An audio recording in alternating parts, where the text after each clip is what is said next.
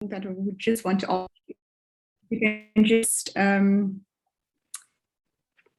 you can just share your screens in doing your presentations.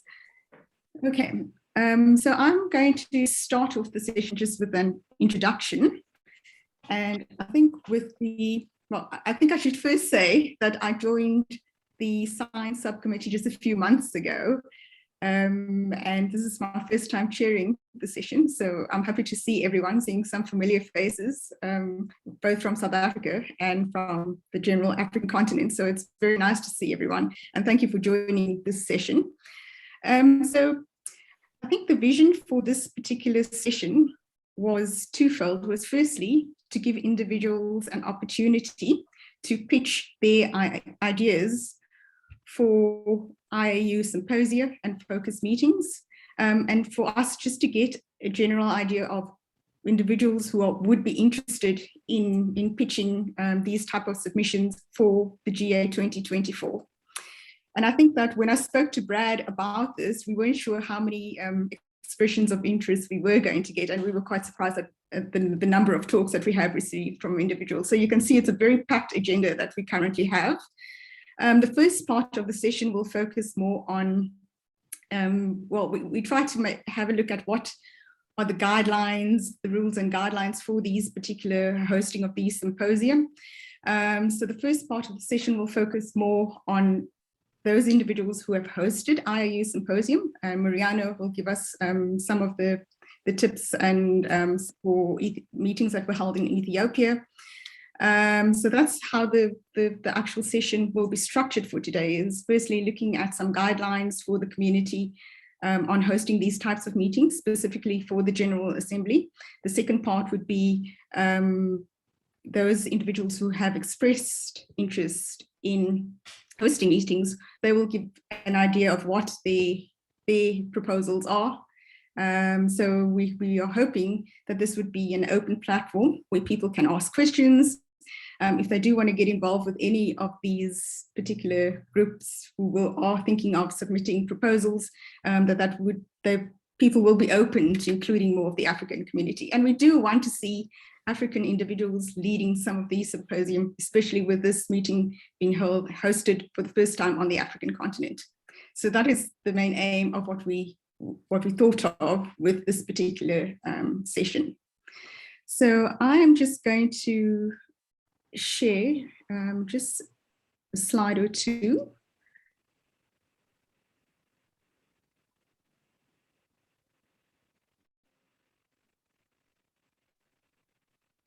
I think you should just tell me if I am breaking up as well, because I know sometimes my internet connection can break up. So if you find that I am breaking up, please do notify me. Just hoping.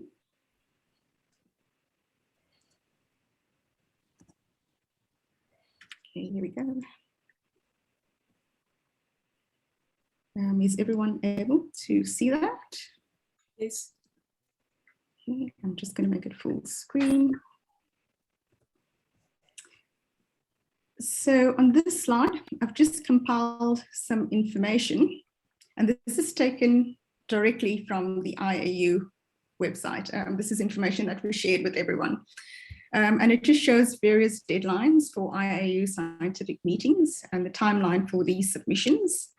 And as I said before, this is something that you can find on the website.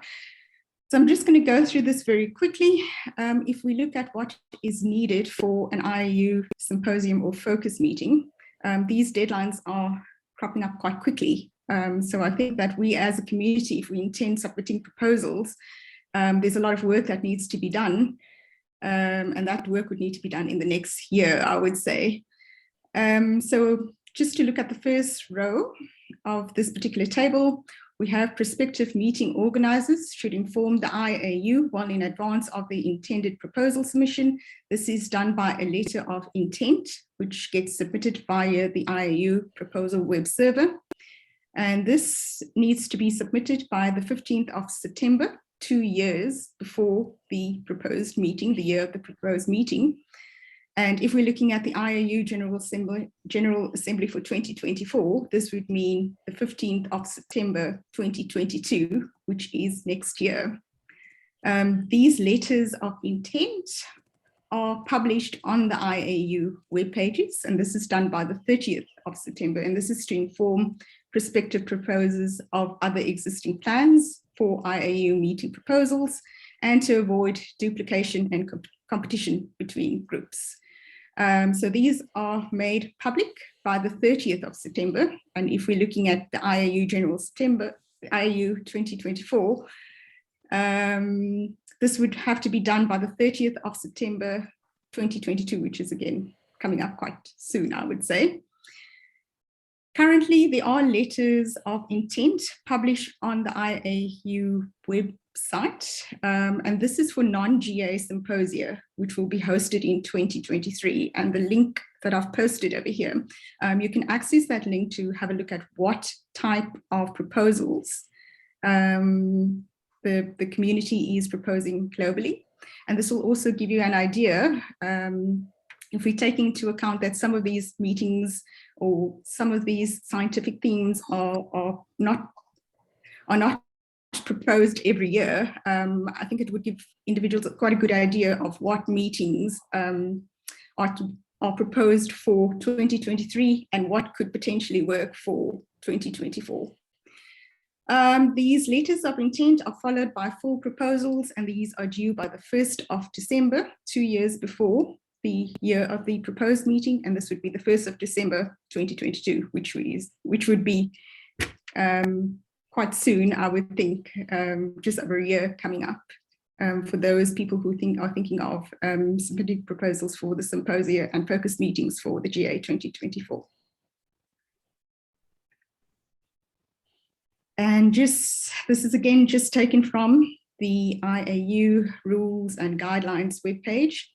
And focusing on symposia and focus meetings. Typically, there are 6 symposia that get held as part of a General Assembly and up to 12 focus meetings. Symposia can be 3 to 3.5 days. Focus meetings can be 1 to 2 days. The aims of the meeting, and this is also one thing that people would need to consider when submitting proposals, what the aims of your meeting are. I found the description of the aims of the meeting, it is quite broad in terms of how they describe it. And I hope that Mariana and Renee can go a bit more in detail on what your meeting aims should be and focus on. And these were just again taken from the website. Symposia are intended to significantly advance the field by seeking answers to current key questions, identifying emerging concepts through invited views, invited papers, contributed papers, and poster papers. So that's the typical structure. It should consist of reviews, previews, and ample time for discussion. Focus meetings, on the other hand, these are proposed by a group of IAU members willing to promote a new scientific area or an emerging area, not well or not at all currently represented by an IAU commission. And these are usually aimed at promoting cross-disciplinarity as well as while keeping a focus on a given topic. So the symposia are quite broad, but at the same time, they focus on a particular scientific theme. That is one thing that you probably need to take into account when trying to plan a meeting. I've just noticed one important note is that the IAU symposia, some themes are repeated every 3 to 5 years. So I think that if individuals can have a look at what meetings are proposed for 2023 and make sure that the proposals that you are planning on submitting for 2024, that they do not overlap with those themes that are proposed for the previous year, I think that would make a stronger proposal case. And again, the deadline would be the 1st of September, 2 years before the GA. Okay, I've just summarized in this slide the composition of your scientific organizing committee, and I'm briefly going to go through this just for time. So I think what gets emphasized as part of organizing your meeting is that your organizing committee it's a very important parameter in the evaluation of your proposal. Your SOC needs to be well balanced in terms of geography, where your people are located, and gender. Not larger than 16 people should be represented on your SOC. One thing also interesting is that less than a third of your SOC membership should be from a single country. So there should be representation from individuals globally. I'm just going to not go through some of these other elements. I think people can read that on the website. Selection criteria. I think some of this would be covered by Renee. So apart from having a well-defined and scientifically relevant theme, you also need to think of the theme that you are suggesting and why is it the right time for having a symposium or focus meeting for that particular theme. And also having a very well-balanced program in terms of the draft program and your key list of speakers. So there's quite a lot that is involved in hosting these types of meetings. And then my final slide just gives an overview of some of the proposed symposia and focus meetings by different individuals. So these are the different individuals that have indicated that they would like to either present today and pitch their ideas to the community. So we'll hear from some of these individuals. Unfortunately, we won't be able to hear from Lurotodi, who's teaching today.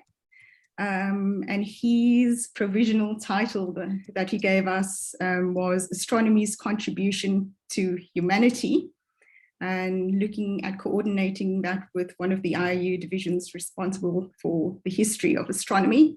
So if you are interested in that particular topic, I suggest you contact Lurotodi. If you don't have Lurotodi's email, I can give you his contact details, as well as Lucia, who's, I know, co-chairing part of the other session, the outreach session today. Her preliminary or provisional title is Big Data Visualization in Immersive Environments. So this is using visualization type techniques more for the research purposes. And can researchers take advantage of these particular facilities? Okay, David, I see you have a question. Yeah, I just noticed I can't see the bottom of the slide. It's cut off in the focus meeting, so I'm not sure if, yeah, I can only see down to Lucia's focus meeting, but I can see something written underneath it, but it's cut off. The last one is actually Brad's idea, and maybe I can see it on my screen. I can see it on my screen. Must be David. Ah, yeah. Okay. So Brad has suggested, and I put myself and Brad as co-chairs, but I'm not sure if I would be co-chairing this particular symposium, which is, I've just put this name down as Scientific Contributions of the MeerKAT Telescope. And I think the idea would be here that by 2024, we would have a lot of MeerKAT results that can be form a focus meeting on itself. We'll be just starting up the SKA observations. So I think that would be an ideal time to look at and presenting the MeerKAT observations to the community and all these wonderful results that we are seeing. So there hasn't been much thought given to that particular focus meeting, but Brad and I will probably iron that out in the next couple of months. Okay, so I'm going to stop sharing. And I'm going to hand it over now to Khadija, who's going to chair the first set of talks. Khadija, are you ready? Yes, Bonita, morning everyone. Hope that you had a good rest from the last 2 days. So as Bonita mentioned, so I will be chairing this first session on science. So I will start with our first talk on flagship projects by David. So over to you, David. Thanks very much. Just let me get my slide up. So the idea of flagship projects is something that the Science Committee within the IAU GA have discussed, and there's parallels with the discussions that's been had from from AFAS. So the African Astronomical Society has been discussing, are you seeing my slide, by the way? No, we're not. No, not yet. Not? Okay, sorry, let me go back. Yeah, so while I sort out getting this to display properly, the bottom line is that earlier this year, it was agreed by the African Astronomical Society that we would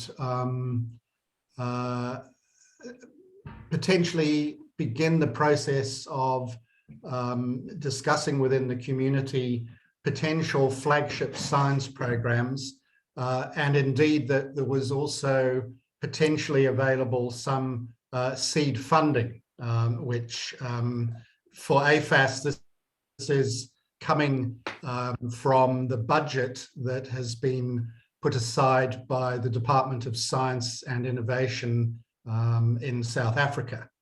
So this has been something, I guess, that's been shared or discussed amongst the AFAS Science Committee for the last several months. There are a number of ideas that have been put forward, including basically leveraging the ability for us to share access to data. And this is something which involves potentially radio astronomy data from MeerKAT and so on. But what I'm going to talk to now is a specific concept proposal that the AFAS Science Committee has put forward. I hope you're now seeing my presentation slide. Yes. Good. So this is entitled the African Integrated Observation System. And it came about fairly recently. It was something which I guess was an obvious synergy that had been pointed out by Takalani Nimangani concerning the fact that we're already involved in another flagship project with the BRICS countries, which in many respects shares the same sort of goals and would have the same sort of benefits for an African-wide system. So I'm just going to take a couple of minutes to discuss what this BRICS program is all about. And of course, it's very BRICS specific, but I hope what you'll get out of it is that many of the goals, I think, are entirely the sort of things that we should be thinking about doing within the African continent. This BRICS Intelligent Telescope and Data Network, as it's called, is a big program. It's just started this year. It involves all 5 BRICS countries with 2 co-PIs from each country and a total of 108 co-investigators. So it's quite a big program. It's in its infancy. We're just in the process of hiring some project staff right at the moment. But the basic outline or the basic sort of rationale for this is that there are many common aspirations in terms of science and technology advancement and challenges with human capacity. And the idea of leveraging the facilities and the expertise as a group rather than individually is, you know, where the sum of the parts is greater, where collaboration like this is more than just the sum of the parts. And in terms of the science, it's focusing on the 2 enormous potentials for astronomy in the future, particularly big data. And so astronomy surveys in the next 2 decades. In the optical, that's obviously the Rubin Observatory's legacy survey for space and time. In the radio, it'll be the, and there's a picture of the telescope that will do that, nearing completion. In the radio, it is SKA phase 1. So many of the BRICS countries have involvement in these different science programs. And so that was sort of one of the sort of science drivers, I guess. And then within the BRICS family, there are facilities already in existence. So the idea is that we would bring these facilities together in a collaborative manner. And again, this is very much something that could be done in Africa, as I will mention when I get on to that. So that previous slide showed the optical facilities. This shows the radio facilities. The opportunities are enormous. This program is aimed to fund postdoctoral fellowships, postgraduate scholarships. There could be co-supervision within the BRICS countries, and also technical collaborations, the development of telescopes and instruments, and the software systems, particularly those that leverage the fourth industrial revolution, things like machine learning, artificial intelligence.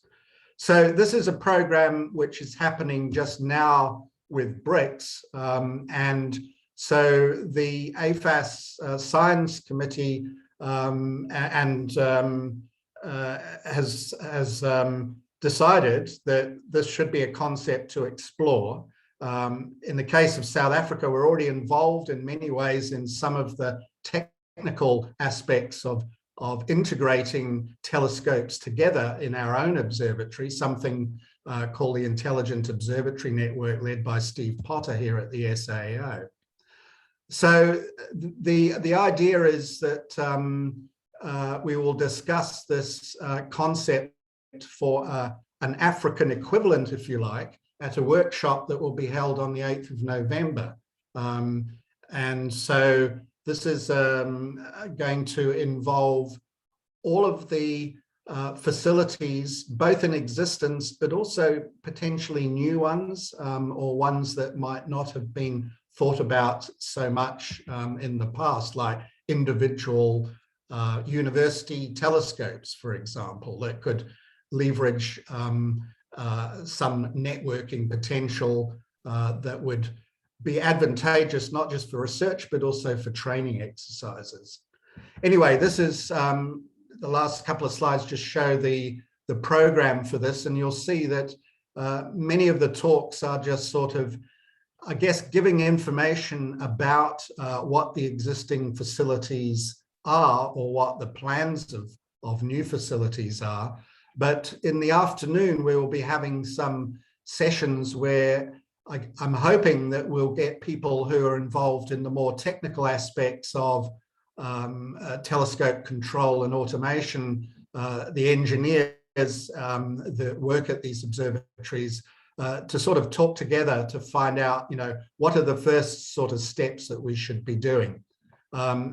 And as I also mentioned, this is a sort of system, this integrated system that includes observational facilities, but it includes will have the same data challenges. And so there'll be a talk by Russ Taylor on the data challenges and solutions. And so this is what is being planned within the AFAS Science Committee. And I think it has synergies with the flagship potential with the IAU GA. This is conceived as the first of a workshop. It won't necessarily be the end of it. In fact, we would think that the next themed workshop would be more associated with the big data aspects. Yeah, so I think that's all I have to say. Thanks very much. Okay, thanks, David. If there are any questions, I think we can take one or two questions. Okay. There is one hand raising. No. There is a question from Rosa. You may go ahead, Rosa. Yes, hi. I was just wondering whether that meeting is open to anyone to join, David, and how do we join? I believe it is. Charles Takalani, as the sort of AFAS office, has been inviting the presenters for this meeting. So in that sense, it's by invitation to present, but to attend, yes, I'm expecting it to be completely open meeting. I don't know if Charles is is here. But yeah, I obviously would expect it to be an open meeting for the whole community. Okay, next question from Vanessa. Sorry, Khatija.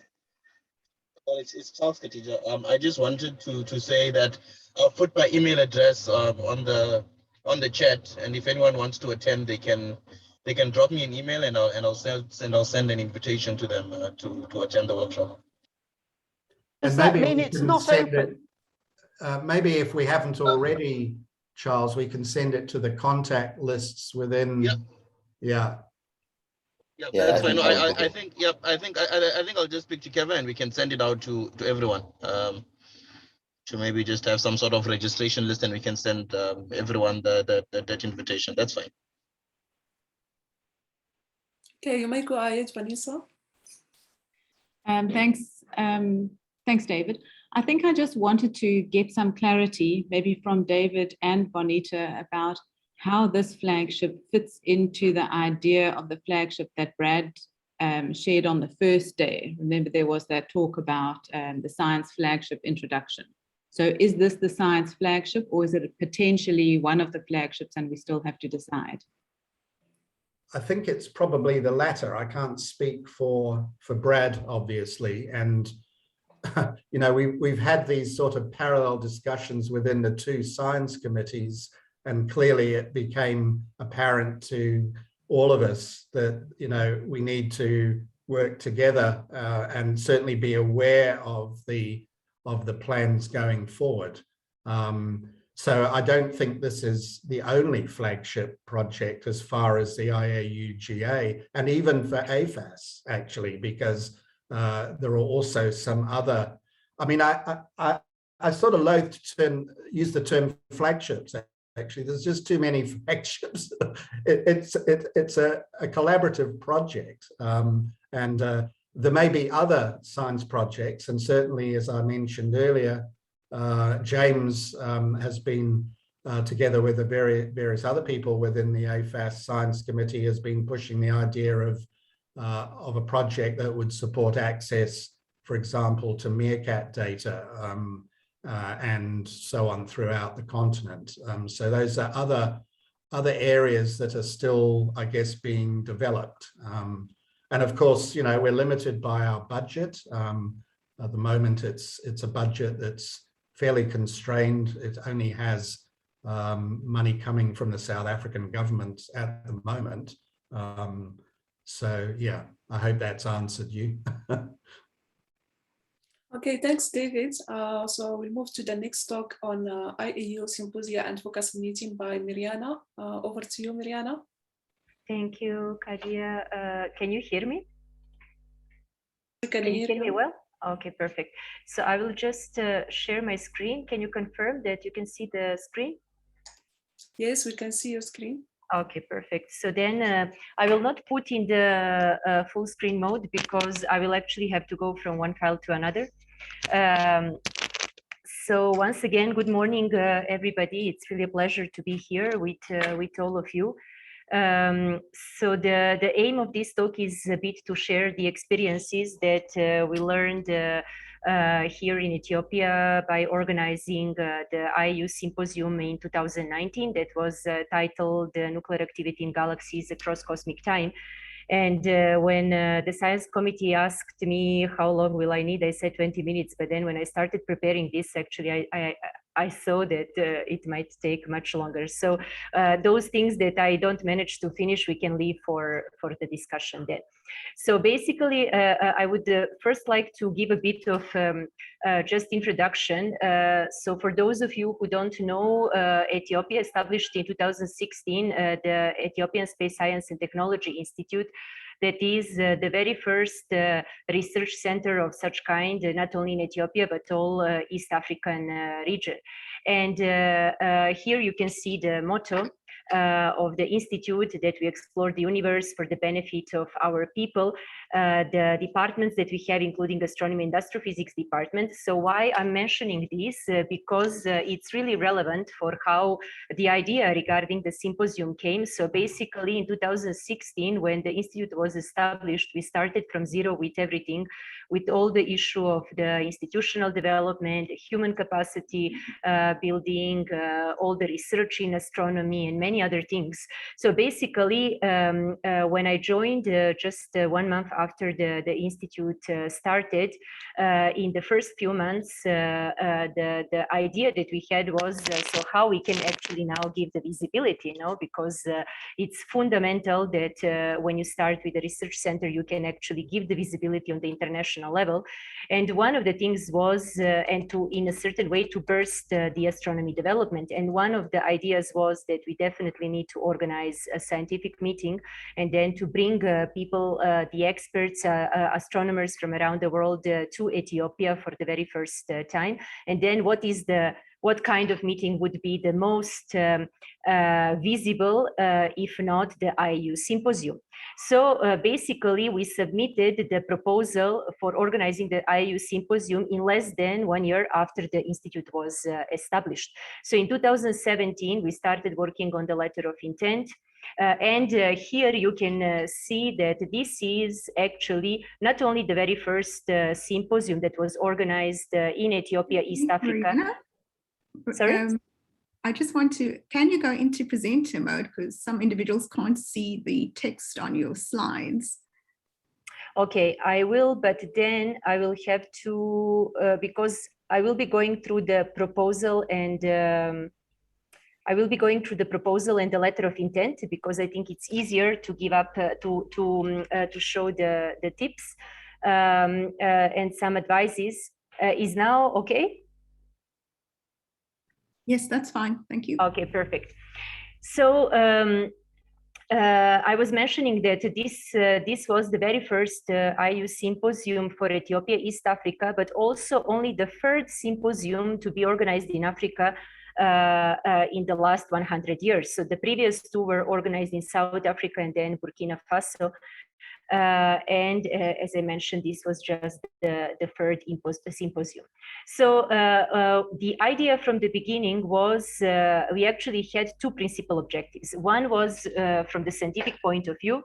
So we selected the field of active galaxies to be the topic for the symposium. So the first objective was going to really stress what is the current status in the field of AGN research, then and then to discuss on all the open questions and the perspectives for the future.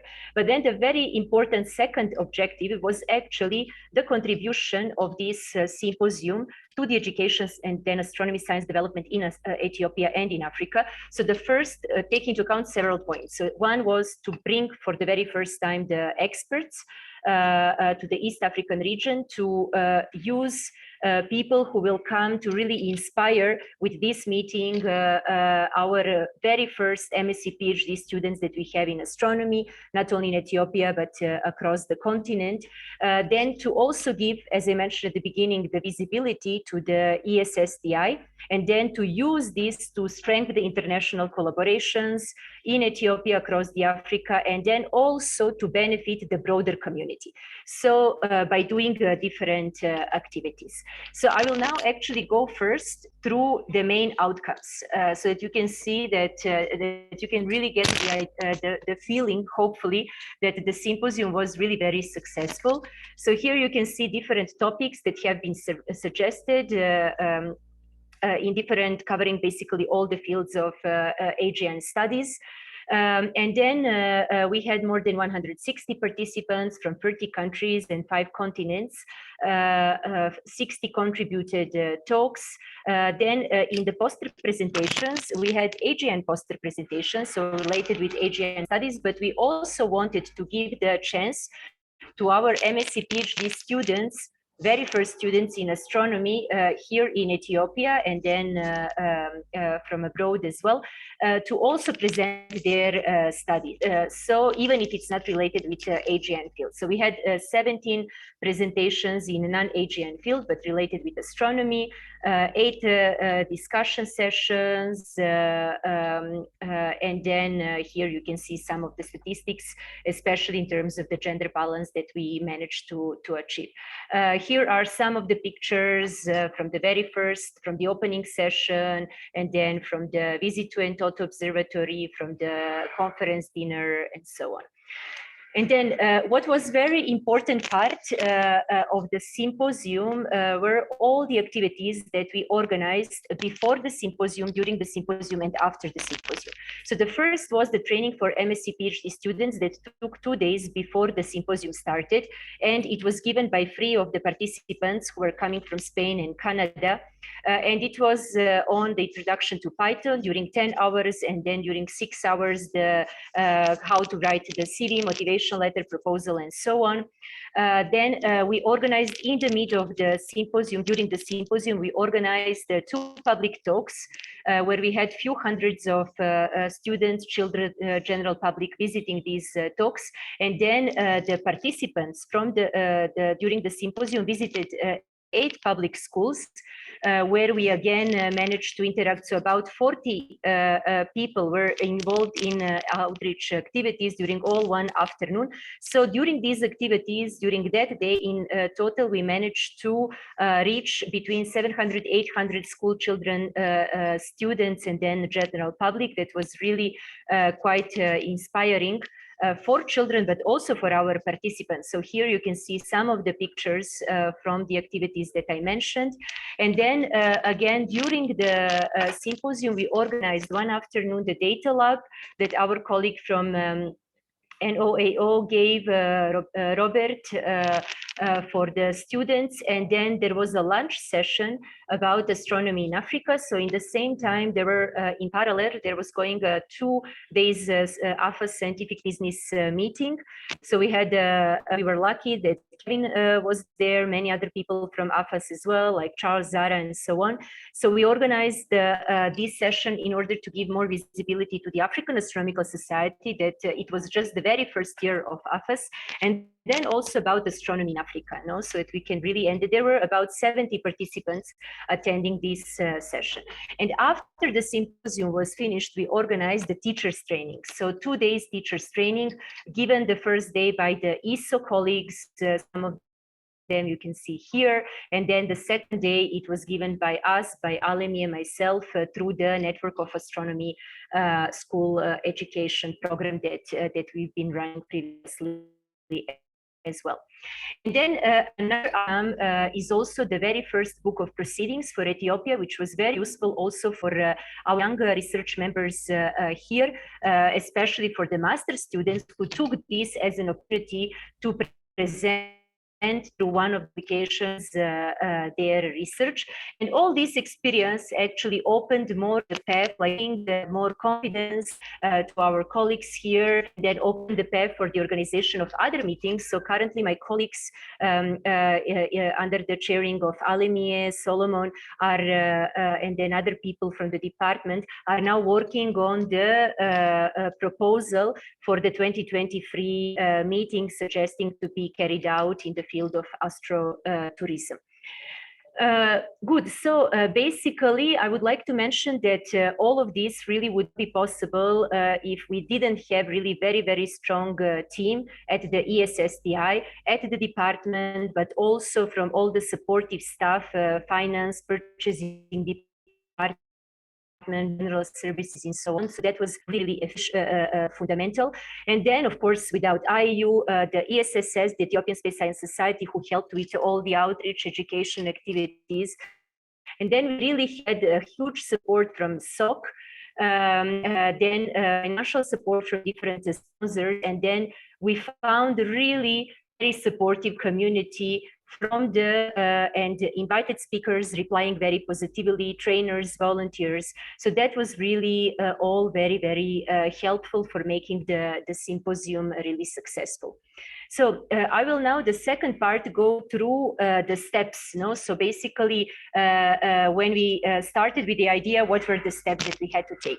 So the very first, and then giving some of the advices. So the first step is definitely the letter of intent. So before you start with any kind of letter of intent, any other planning, you are really encouraged to read the rules and guidelines of IU for organizing scientific meetings, and you will have to actually go to these documents across the whole steps. So first, when you prepare the letters of intent, then for the proposals, then for the organization of the meeting, so on, as you are progressing.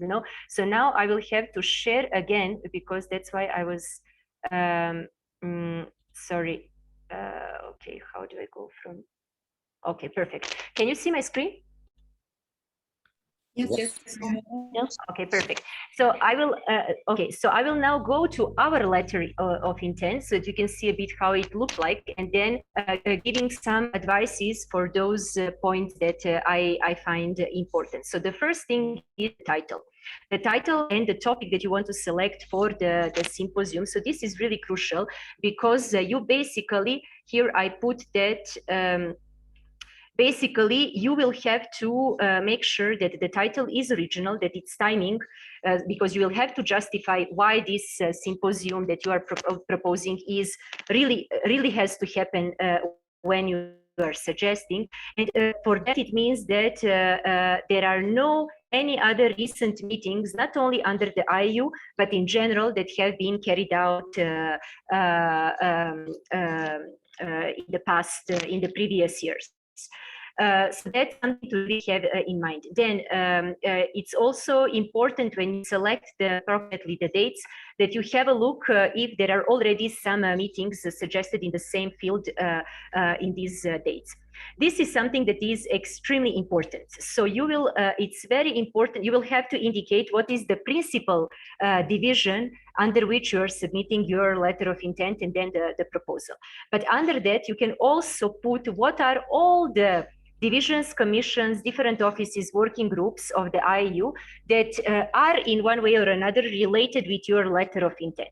So you can see here, just because we thought about so many different trainings and then different sessions, covering broad topics of the AGN, including data, including instrumentation, and so on. So we listed here all different divisions and commissions and even IU offices that are in one way or another related with the symposium. So this is something to really have in mind, because this will be the strong point. More letters you get, I put here, so more letters of support you get, more chances you have for your proposal to be approved. The topics, it's also something to put the special attention to make the topics attractive and then reflecting well.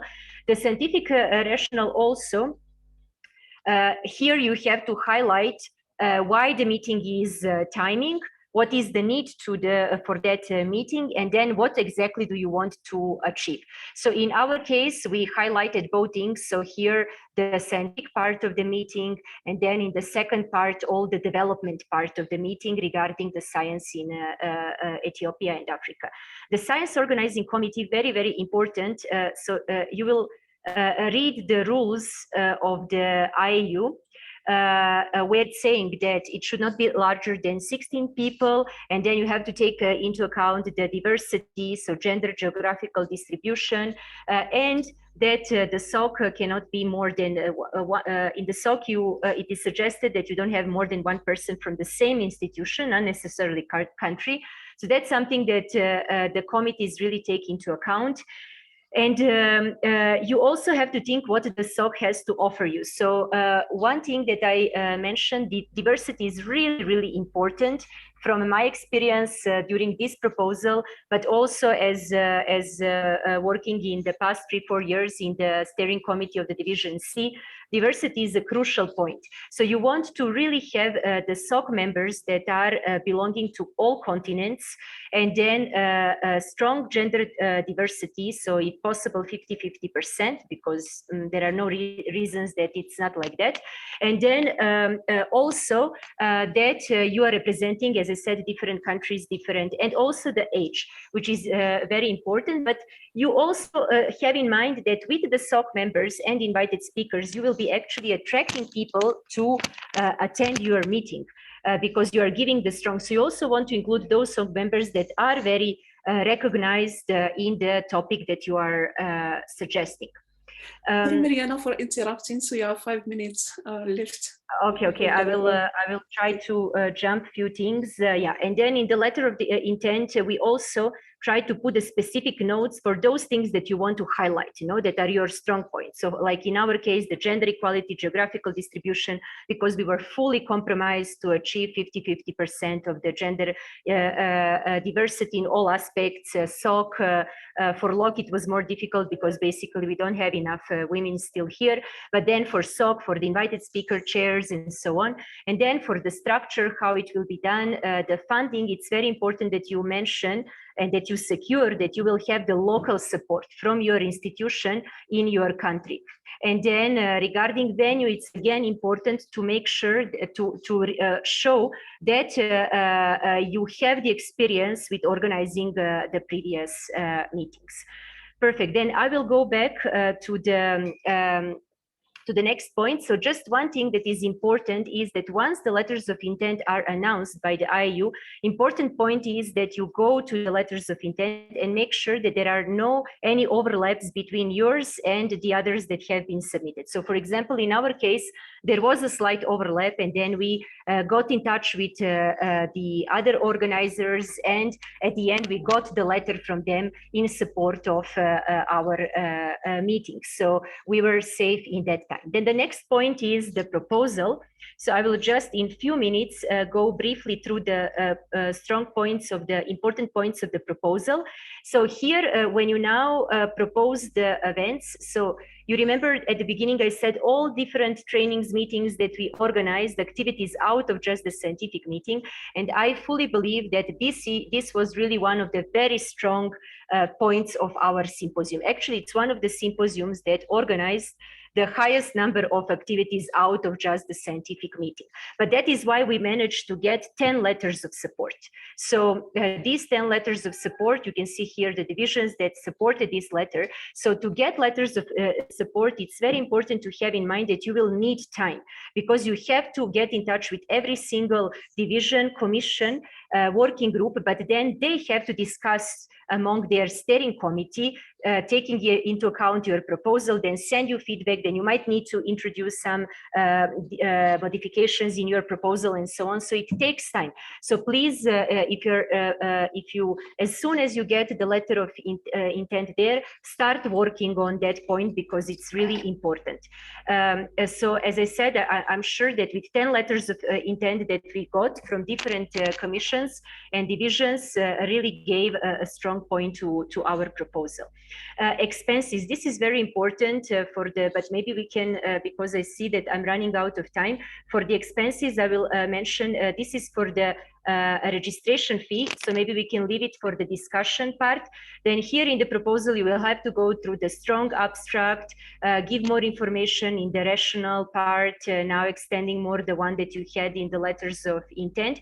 And then in the program outline, we now listed all the details about the activities before the conference, with the trainings, during the conference. Then what is very important is that for each topic that you selected, you now provide in the proposal the brief description. Okay, so basically that is what we did here for the 7 sessions that we had. You put what is the duration of the session, so everything has to be very clear. And then the invited speakers for the proposal, you don't have to have confirmation of invited speakers, but you have to have suggestions of invited speakers, taking very, very important, again, strong care about the diversity and the geographical distribution, because the committees, the divisions will after take that into account, believe me. And then other activities that we also listed here. So I will just go back now to finalize slowly so basically the 2 years, once your proposal is approved, the 2 years time that you will have to organize the meeting will really keep you busy. So it's not a long time at all. So you will first have to set up the website. There is an IU template that can help you with that. And then as soon as you do that, it's better because then you fix the dates and you announce those dates everywhere so that there is no any other meeting overlapping with yours. Then you have to bring the decisions on the invited speakers, send invitations, set the timelines, then open the calls for abstracts for the IU grants, and then do all the decisions on the abstracts, on the IU grants and so on. So all of this will really take your time. Funding is really an important point. So in our case, it was really a challenge.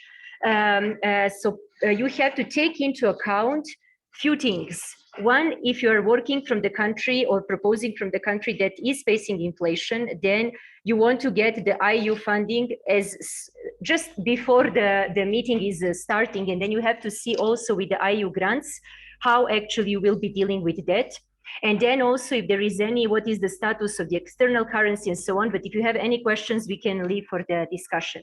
And then regarding the funding, I will just very briefly mention the strategy that we had. So basically what we did in order to get the support because you've seen that there have been many activities organized. What we did was we measured the budget, and then we prepared the budget for the IU symposium, for the students training before, for the teachers training after, with different tasks. And then we saw with what kind of budget we can already cover that from the fees, registration fees, from the IU, from the ESSDI budget that we already had secured.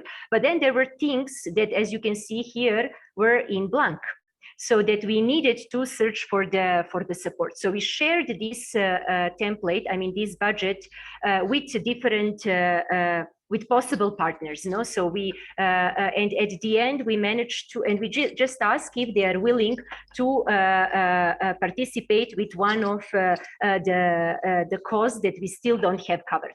And at the end we really got a very good feedback, like from DARA, from the UK Science and Technology Department, Spanish Astronomical Society, IAU, the ISP that was there, and few others. So that was really very. We found it. This kind of method quite efficient and also very easy for the possible institutions to then decide how much they can support and with what kind of activity. I'm actually finalizing. So few things to be taken into account before the meeting is all the info that you have to provide regarding the travel, visas, accommodation, vaccines, any possible travels inside the country. And then you will have to start organizing all the planned activities that are related with the symposium out of just the scientific meeting. So after the meeting, the two important points are the preparation of the final report and then distributing that as much as possible, not only to the IU, to the sponsors, all participants and so on, but to the broader community. And that is what we did after. So we basically developed the report, briefly summarizing all different activities that we did that you can see here. And then with this, we also try to inspire, motivate other African countries. And then the book of proceedings will really take you at least a year. So basically, you will remain for about 3-4 years, you will remain busy with these issues of the symposium, but I would really encourage all of you to do, because at least in our case, in case of Ethiopia, it had multiple benefits for the institute, for the students, for the research groups, and then for the broader community. I think I extended a few minutes. I apologize for that. And then if there are any questions, we can leave for the discussion. Thank you. Okay, thank you, Mariana. So as we are running out of time, so we'll just move straight to next talk on the proposal evaluation process by Renee. Over to you, Renee. Thank you. I'll just share my screen.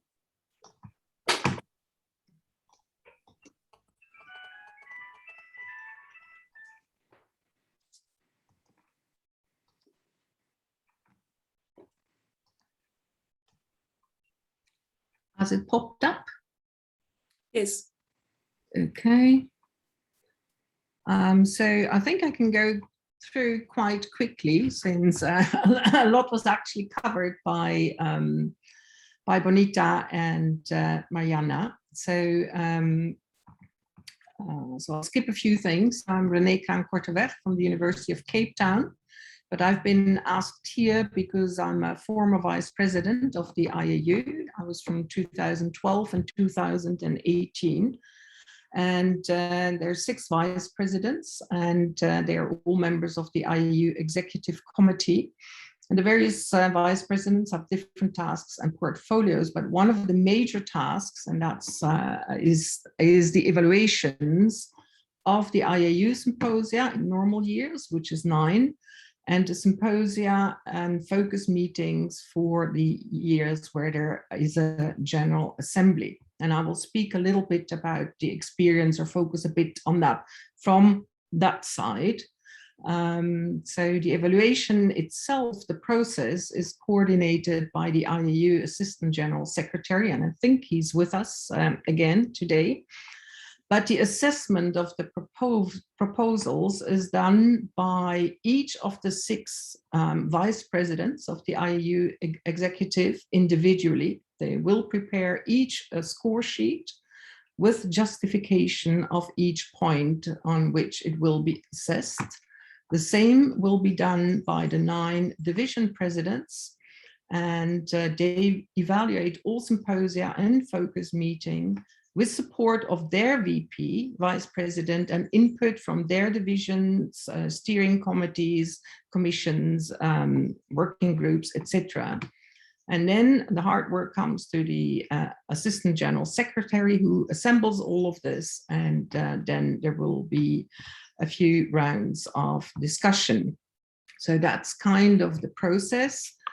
I think we've heard quite a bit about this, but still, you know, it's 2 weeks, generally in the middle of the year, every 3 years. The symposia are 3.5 days during a General Assembly instead of the general 5 days, and they are regarded very highly. So I think many of these points were mentioned by both Bonita and Mariana. You know, the topic has to be relatively broad,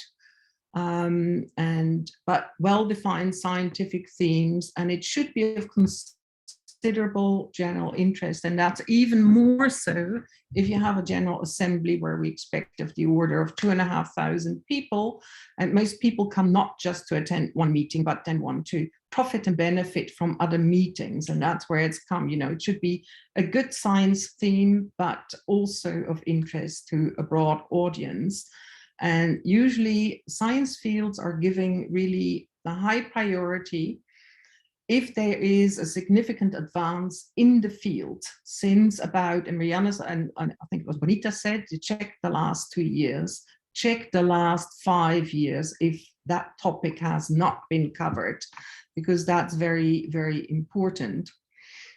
You don't have to go about this. The focus meetings, I would just like to highlight during the General Assembly. They can be between 1 or 2 days, but it is really not a short symposium. And Bonita mentioned that briefly, but it's really the areas are the focus is a bit different. So focus on either a new scientific area, an emerging field. The cross-disciplinarity is very important. And there's also for us, the OED, very interesting is that there's fixed dedicated focus meetings that are will be used for about 1 day by all the IAU officers during the meeting. Then there's a number of other meetings, but here we will focus on the symposia. The other point I would like to make is that the interest in having a conference elected as an IAU symposium, and particularly during the General Assembly, has risen substantially over the last decade. Even in the period that I've been vice president, you know, the number of proposals more than doubled in that period that came in. And so it is very competitive. So typical proposal submissions per year are of the order of 35 to 45. The symposia proposals during the GA, and there's also non-GA symposiums in the same year, about 3. You know, the 30 to 35 for 6 that will be selected. So that's a 20% success rate. So it's similar as writing in a proposal to a very high level telescope or space satellite. It's very competitive. And, you know, the members in the panels will go through about 70 proposals, many of which you could get a guess from that from Mirjana. There are 20 pages or much more. And so there are many excellent proposals. It's really very, very hard and becomes nitpicking because every decimal point in the scoring system, which I'll mention on the next slide, is crucial, how you address it. And so details are really important. And Mirjana gave an excellent presentation about what they did. So also elected topics, they must be quite distinct. So no symposium can be similar, and even there should be no similarity with the focus of a focus meeting. And even, you know, when you go through that, it's sometimes difficult to keep that all in your mind when you're looking at that many proposals. And very important, I mentioned that before, is there should be no repetition of a topic that has been covered in the last couple years. So check the IAU website on any proposals that have happened in the last 3 or maybe even more years, but also the ones that have been approved but have not taken place, because they will come, right? And that's all visible on the website. So that's very good. And topics should really show new and transformative science and be of interest to a wide audience. There have been quite a number of topics that have been proposed over the past of future major observatories or telescope, like the James W. The Webb and for instance, the Vera Rubin telescope. But here it's clear that one doesn't want to see science that might come out, but science that has happened up to the point where we have the General Assembly. And then also, I think just a note of to caution, we will be the hosts, and while there is generally an interest that science focus point of hosts are given visibility, because we are the hosts of a General Assembly, we already get a high visibility. So even, you know, and it doesn't necessarily give you a bonus point. Really, your proposal has to be the best if you want to have a chance. And as Mirjana also said, geographic diversity is very important, and it's even important in a General Assembly. So while I think it's unlikely to get more than one symposia, I think if we submit more than one, we should or hope to be getting more than one allocated to us. We should be really clear that they are in different parts of the continent and with different chairs, and that there's clearly no overlap. And also, as Mirjana stipulated, see that it really is a focus area of that region. It should not just be kind of allocated that way. And then here, I think what is quite crucial is the way the scoring is ranked, how the points come together, with decimal points, by the way. And one can see again, the scientific relevance gets a very high point, the highest one. This point I've already mentioned, appropriate interval between similar symposia, Mirjana, and that's a bit less relevant for focus meeting. The program and invited speakers, the gender balance, very important for the SOC. And then there's all the other activities that will get more points. as well, if that's happening. And for the focus meeting, there's here a difference. So it's really cross-disciplinarity here, making the most that you actually will probably get a lot of people into a General Assembly. You know, it's also an opportunity, but to actually get a focus meeting, you know, a theme through it that actually fits with different divisions or something is an interesting, I've seen many such interesting proposals. So I think this is important to keep in mind. It's very important to be very well prepared and very detailed. Many of the points that are otherwise very important could be a bit less important during a General Assembly, like the educational events, because a lot the host will do, but because we're so spread apart, it obviously is still important. And it has also become more visible in recent years that even at the General Assembly, that proposers actually propose special activities in the host country. So that's something that we could benefit from. Similar, say, as what Mirjana said, get support letters from as many divisions, commissions, or working groups as you can that have a bearing on your science topic.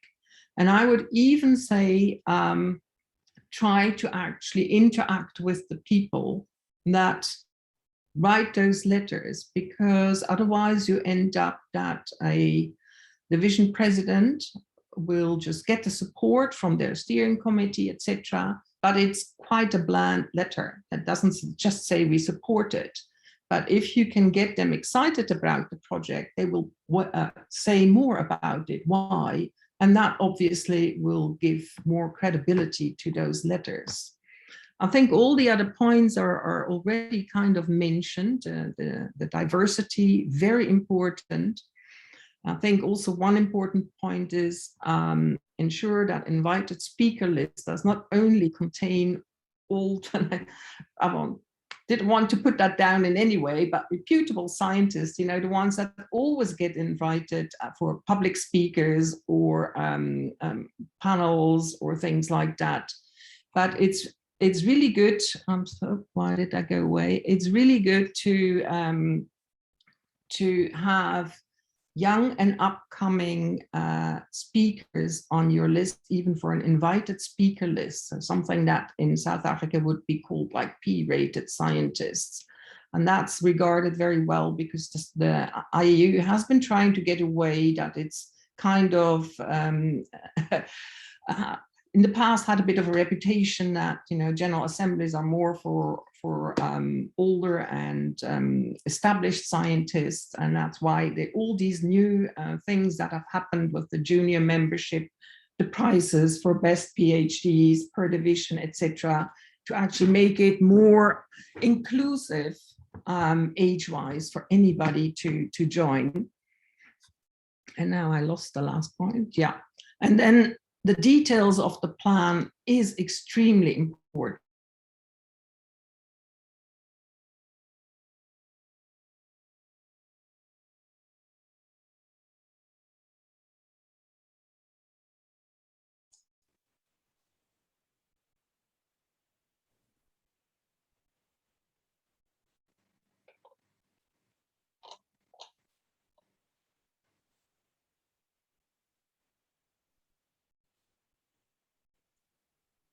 Has everyone lost Renee? I think we lost one, Renee. So I can't hear anything from my side. So I'm not really sure about other colleagues. Yeah, I think she's frozen. So.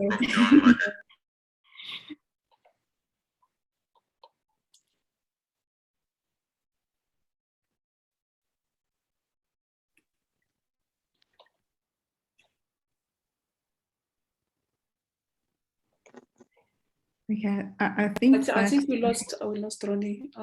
But anyway, so I think I'll just open the floor for the discussion. Sorry, can I just say we are load shedding and my UPS gave up at this point of time, but I'm back and I'll be there for the discussion. I'm now using the phone. Thanks, Renee. Yeah, we also have load shedding. We'll be starting in an hour this side. Okay, so for now, I'll just open the floor for the discussions and questions.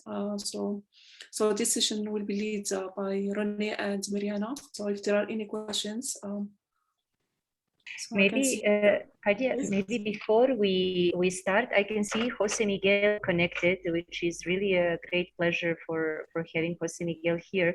I mean, he's currently the General Secretary of the IAU, so I don't know if maybe Jose Miguel, if you have any comments, anything to add, that would be also any advices that we didn't mention, that would be also quite valuable. No, I think you did a very good job, also you and Bonita. You did a very good job explaining everything. So I don't have anything to add. Okay, so we'll start with David. Yeah, so Renee, I was just picking up on a comment you made in passing about when you were talking about Rubin Observatory, LSST, and that basically there should be actual results rather than what is going to come. But in that regard, of course, the survey of LSST only begins in the year of the IAU-GA. But prior to that, there'll be a lot of early data release investigations that are potentially could be reported, both with simulated data, but also initial commissioning camera data.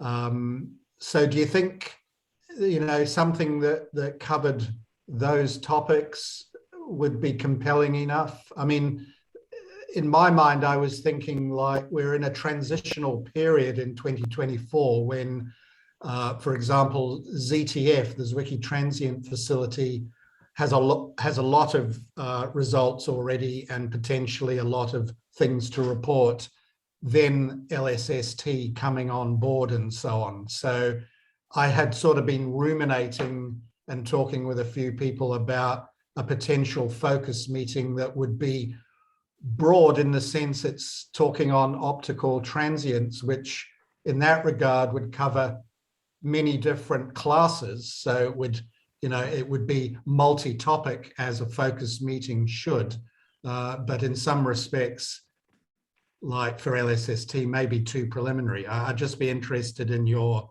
take on that. Yeah, I think if you focus too strong on science to come, it will not have a good chance. That's my experience, because there have been many such proposals. But if you can present exciting science you expect up to that moment, and focus on recent results that just give an idea of what's forthcoming with the new the expected science, then I think it would be worthwhile. But new science has to be there. Simulations can be there because they're part of what is predicted, but we cannot prove it yet. So linking that, but not making the expected science the main topic, but what do we have now in preparation for that and where it will be going? Because for instance, there has been one even once on the SKA, and that will do great science, but I think it's not as exciting as showing really great results. Yeah. No, I completely agree, but that's why I mentioned that if it involves like existing things like ZTF or Assassin or any of the other, you're expecting very exciting results from that, and that gives an insight on from what we can expect in the future, then I would think yes. But that science case and new results has to be compelling. But you know, something like transience, it has such a broad aspect, you know, would really speak to the cross-disciplinarity. So you could also add a lot of science in combination, right, to that. Okay, I think the next question by Groot. Hi, good morning. Thank you, Renee and Mariana, for the overview. I was wondering about the checking with previous meetings. Is this IAU meetings or is this meetings in general? Because when we're proposing for gravitational wave symposium, there's bound to be other gravitational wave meetings happening in the next 3 years. So I was just You're wondering. very faint, Paul. Sorry. Yeah, I can reply on that. So the first point are the IAU meetings. No, so it's really strong advice that you go and check if any similar meeting the IAUs financed in the past years. So I would go for let's say the last 5 years that Renee mentioned in the topic that you want to suggest. But then not only, I mean, if there was any meeting that IAU, similar meeting that IAU sponsored, or that will be in the next year, no, that you can also already see, you know, for the next year what are the approved meetings, then I think the chance are very low that the proposal can be approved. But even in our case, we were checking the meetings in general. So so basically, the topic that we took was very broad, you know, so the nuclear activity in galaxies across cosmic time. So it was a quite general meeting. And then, of course, there are many AGN meetings going on, like in every other topic, you know. But then at least you can highlight that there was no something exactly the same in the past few years going on. And then if there was, you have to find the justification why still your meeting is timing. So maybe in the topic that you are providing, you know, there was very fast development, or the new mission coming, the new data coming, and that you can put that as a reason, you know. So yeah, so that would be, I don't know, Renee, if you want to add anything. Yeah, I mean, you cannot be blamed if there is a meeting being proposed in between that you have proposed, you know, but check what has been, if it's a work, you know, a smaller conference here or there or more local, you know, that won't matter at all. But if it's a major conference with also over 150 people, that is already predicted to happen in say 2023, then there will be a bit of a question, how much really new exciting science is there? And as I said, you know, it could, because it's exploding, right? It could well be a lot of still new science because it's growing so rapidly now. But something else that is also very exciting but has not been covered might then get a higher priority. It's always a bit, yeah. Then also is a bit the other objectives of the meeting that you can highlight. You know? So like in our case, that beside the scientific part, there was the very strong development part, you know, and the justification that you know, it's the very first symposium in the region, organized in the country that is just starting with astronomy development, that we are having the very first master PhD students. So all of these reasons that are, let's say, in line of supporting the meeting, not only for science, but also for the development of astronomy and science, you know, in general. So I'm sure that you know, it's a bit more tricky there with the General Assembly, right? I think I briefly alluded to it because the host is fixed and accommodation and registration fees is fixed and those kind of things. But you can obviously include interesting outreach activities. And if they span more than just, you know, promoting the African continent, then the the vicinity here, so much the better. So my Okay, thank you. My apologies, so we need to keep with the schedule. Thanks so much, Renee, and thanks so much, Mirjana. So I'm not really sure, Bonita, if we can still have that 5 minutes break, or just want to move to the next session. I think that we are pressed for time. Shaz, I know that you have a question, but I don't know if we can keep that for later, because we do have a number of talks to get through. So I think we're going to go immediately into the next session. So I think that before we start the session, there is a disclaimer that comes with the session, and I know Brad wanted me to emphasize that.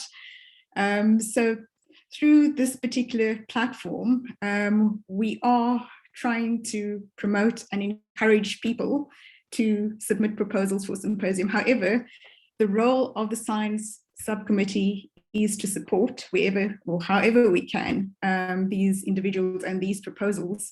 However, we're not part of the selection process, so we're not affiliated with the IAU. And Brad just wanted me to make that very clear to everyone, is that through this process, we're just making the community aware of these particular submissions that people intend to submit as part of the GA 2024. However, this particular committee is not in any way associated with the selection process for those particular proposals. So I think with that out of the way, I'm just going to repeat also with respect to logistics, if people can just share their screens again directly. So this is just a change from what we emailed you before. So I won't be sharing my screen. If you can just share your screen as we go along. Also, I'm going to be very strict with time. Everyone has been allocated 8 minutes to give your presentation. So I'm going to give you a warning at 1 minute that you have 1 minute remaining. And so don't be alarmed if you hear my voice, just so that we can keep to schedule.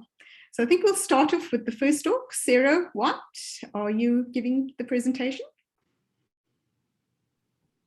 So I believe Stabile is starting. Yeah, should be. Okay, you can go ahead. Hello, hi, can everyone see my screen? Yes? Okay, all right, I assume you can. So Sarah White, of course, at Rhodes, and myself, Stabile Kolwa, at the University of Johannesburg, have proposed as early career researchers who are also very invested in AGN research on the observational side. A session which we have preliminarily titled All-Inclusive AGN. So I'll expand on what we mean by this in the presentation, but let me begin with a scientific motivation. Sorry about that. So to begin with, we know active galactic nuclei are a very key research topic within the realm of galaxy evolution.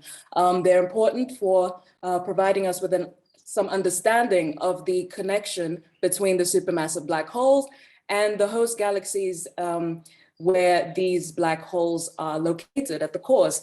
And there's still many open questions regarding the physics, the underlying physics that drive different components of AGN. For instance, what drives relativistic jets and outflows, and how do these outflows scale with the black hole accretion, spin, and mass, which we can constrain in the radio, the composition of the dust torus, which is constrained in the infrared.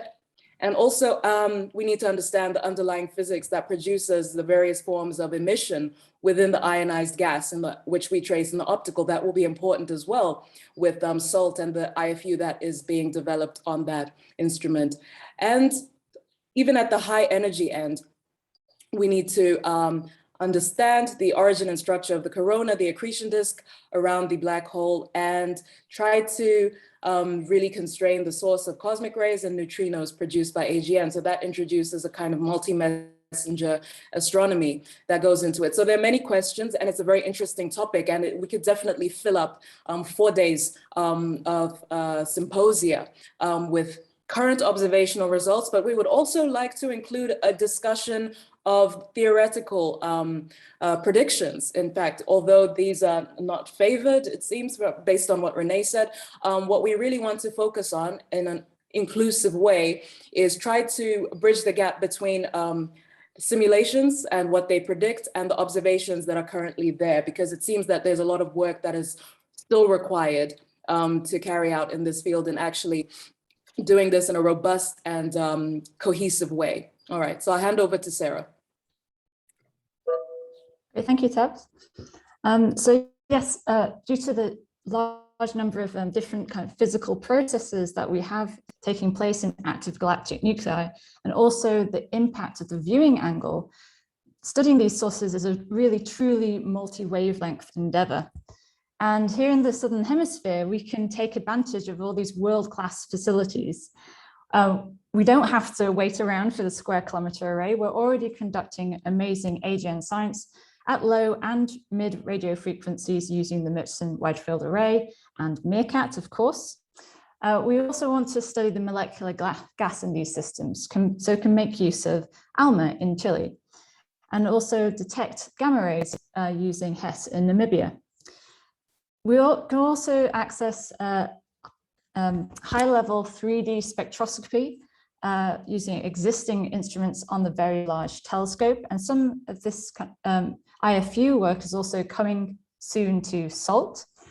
And meanwhile, there's some really exciting results in terms of polarimetry, looking at the accretion disk of these systems.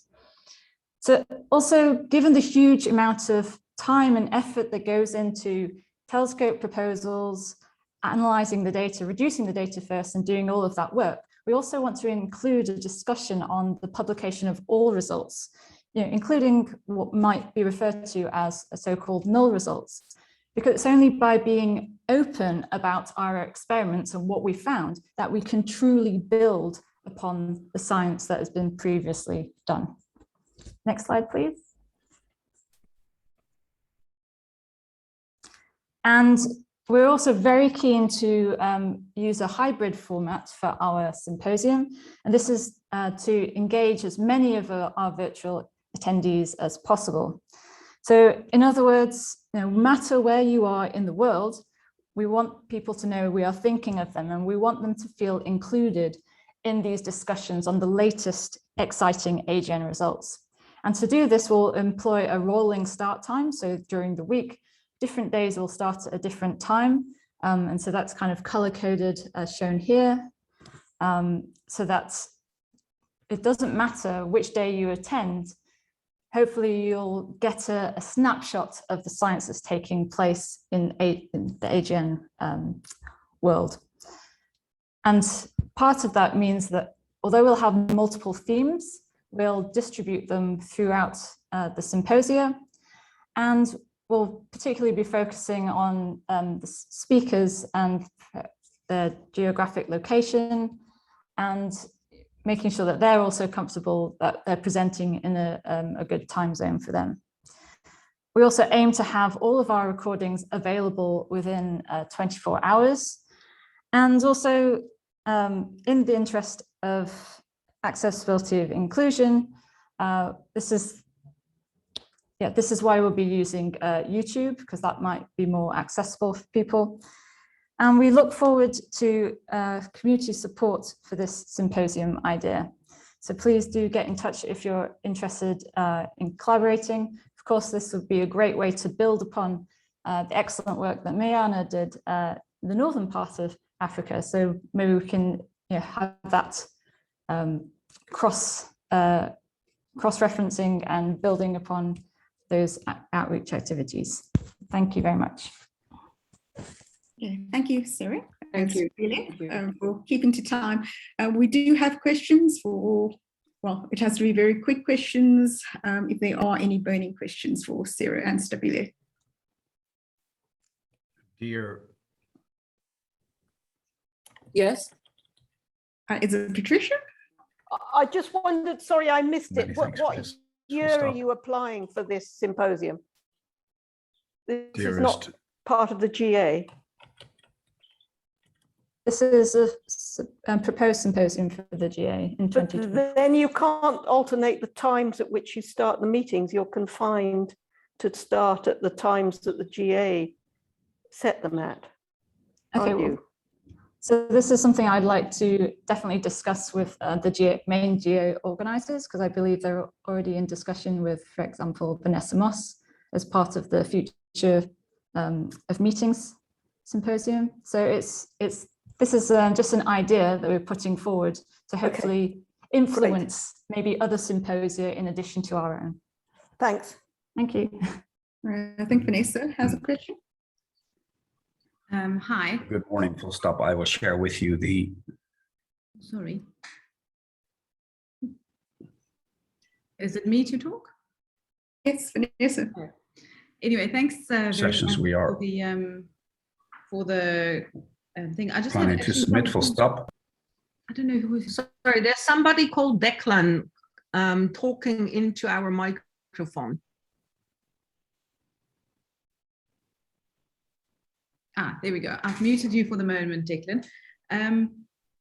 But so thanks very much for that. I think let's keep these ideas at the moment around, you know, virtual attendees and time zones open and see what we can do about them. But I just wanted to ask for 4 things. Can you put your proposals on Slack so that you also invite, you know, other attendees who may be interested in this to engage with you over the next year or so? I mean, because there's probably broader interest across the African community in most of the ideas that are coming here. And then also maybe just something to think about for the discussion at the end. If you've had a look at our vision document, you can see the science section is still empty. And maybe these ideas for symposia we can add, you know, as sort of current ideas around the science vision for 2024. So just maybe we can have more feedback on that in the discussion section. Thank you. Right, thanks, Vanessa. Okay, we're going to move on to the next presentation. Sarah, can you stop sharing your screen? Or is it stubby? I apologize, I'm the one sharing. Let me do that.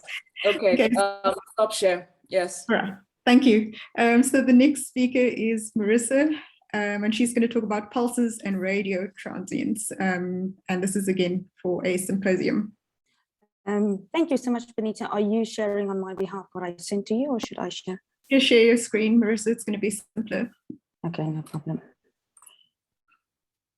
All right, hello everybody. My name is Marissa Geyer. I work at SARAO for the MeerKAT telescope, where I'm part of the operations team. And I'm also a pulsar researcher. And so it's been on my mind for quite a while to pitch an Africa-focused pulsar and radio transient meeting. And so this seemed like the perfect forum to pitch this. It comes with a disclaimer that the idea is to a large extent still in its infancy. And so I hope to, through this discussions, also learn what other people, how people would want to be involved and what suggestions they would have for other collaborations as well. And so the way I'll go about this is that I'll try and explain to you why I think it's critically important that we host symposia related to pulsar science and why did we do that now, and then also show you how there's already some momentum for this type of work across the continent going. And so I'll just start off by saying this is quite MeerKAT centric, also because that's where I work and that's the exposure I have, and I can really see the high quality of pulsar data coming out of MeerKAT. But of course, the main aim would be to also understand the research across the continent that can be added to this. And so why pulsars and radio transients? So like I've maybe mentioned one too many a time, the data coming out of MeerKAT for this type of science is of exceptional quality, and we're fast doing really good science with it. And it happens to also be the highest key science project ranked on MeerKAT. And so while science is streaming out, we kind of started doing high quality data recording in these modes since February 2019, and probably have about 15 published works in this domain already. While this work is streaming out, the collaboration from African and South African participation is still quite low. And so from this pie chart here, you can see this is just taken from the ADS system. All the MeerKAT papers being published in yellow and purple. We've got the pulsars in the image radio transient domain. So the radio transient world is really active, and a large part of the success, especially here on the pulsar side, is due to incredibly active international communities. So communities like Meertime and TRAPM have got over 80 participants, and yet only very few active African participants, probably less than 10, already counting myself and my SARAO colleagues. And so it's really crucial that we spend this time towards GA 2024 to develop the African Pulsar community, and the MeerTime and TRAPM collaborations, the largest science projects doing pulsar reaches on MeerKAT, they're also mandated to help towards this HCD, and so we can count on their support. Of course, for a symposium, you want to have larger overlap, and so there's really good collaboration to be done with the radio image domain transients here, and possibly also with HIRAX, looking for FRBs and so forth. And so then there's one other unique pulsar data quality aspect I want to emphasize here, and that's that the data sets are often quite smaller than what you are used to for interferometric MeerKAT data. And so that really lowers your boundary to entry when you're doing student workshopping, be it virtual or in person, where your computation requirements are quite lower, but not in any way compromising the high quality science that you can do. And so I'll next show you why the science is so exciting. So I've kind of broken this up into themes that are possibly well known to some of you, but the MeerTime collaboration runs all the pulsar timing on the MeerKAT telescope. And here, some of the really cutting edge science you can do comes from the relativistic binary theme, where if you are observing pulsars in compact binaries with companions, you can actually weigh the masses of the stars involved, and through this you can start really constraining what we know of the equation of state of neutron stars, which many of you may know is in some ways still very limited. In the tightest of binaries, we get to do incredibly high precision tests of general relativity. This here is showcasing a MeerKAT observation of having observed the double pulsar, and through this delay in the precision of the timing, we can infer the masses of the systems involved, and we can use this to test general relativity in its most strictest regime. And so these are really the cutting edge sort of state-of-the-art science coming out. We also, up here, I'm just showcasing the high precision pulsar timing project. So MeerKAT works like a crazy accurate clock. And through observing well-timed pulsars, we've already set the lowest jitter limit ever recorded for pulsar for an MSP using MeerKAT. And so I think I have to fast forward, but the point really here is that there's just incredible science already coming out. And so by the time we're hosting a symposium, there'll be no end of good and interesting talks. I also want to showcase here that there's the aspect of MeerTime that looks at known pulsars, and then on the other hand side, we are searching for things. So TRAPM has already discovered, TRAPM working with MeerTime has discovered pulsars in globular clusters, which are of course hotbeds for MSPs. We're doing FRB research, both looking at repeating follow-ups and using MeerTrap to search for FRBs. And then of course, what I'd really like to do is also include the Thundercat image radio time domain people for such a symposium where we really discuss the larger picture of compact object binary evolution. And so that's kind of just a slide to say the science is incredible. Now I want to spend a couple of minutes just to say that there's already some existing collaborations. Many of these are quite new, but we're really working towards creating an inclusive community across the continent. So since October last year, we've started these monthly GRASP meetings, Gravitational Radiation and Science with Pulsars, they're now called.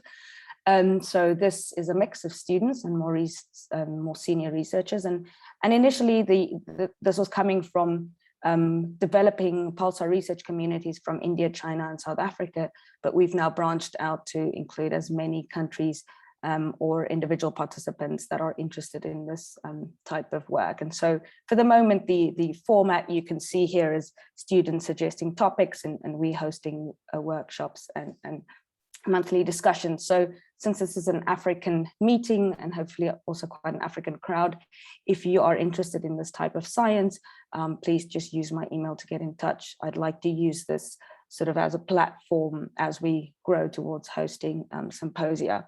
And then lastly, on the student workshop side, I can't help but mention that we've actually had such a good workshop a month ago. This idea really comes from Daniel Reardon down here and featured in the middle.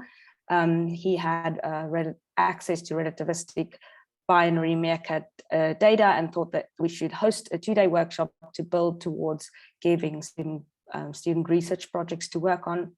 So we just had incredible participation, through what I felt was sort of doing minimum advertising at the time. We had over 300 students enrolled, or at least expressing interest. The final participation was probably only about half of that, 50% roughly coming from the African continent. And thanks to Bonita and everybody that helped also ensure that the material was immediately available on the e-learning platform thereafter. So please go have a look.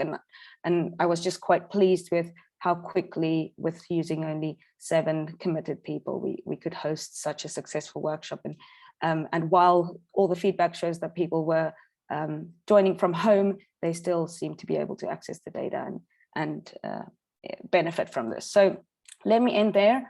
I'm probably almost short of time. The only other thing to, am I? Okay. The only other thing I'd say is that 2017 was the last time we had a radio transient symposium, but this was strictly image domain focused. And so I think the timing's quite good. Thanks. Thank you, Marissa. I think we have time for one question. I think if there are any other questions for Marissa, we can probably deal with it through the discussion session following all the talks. Sure. And people can also email me. Yeah. Sure. It's Adiazi. Do you have a question?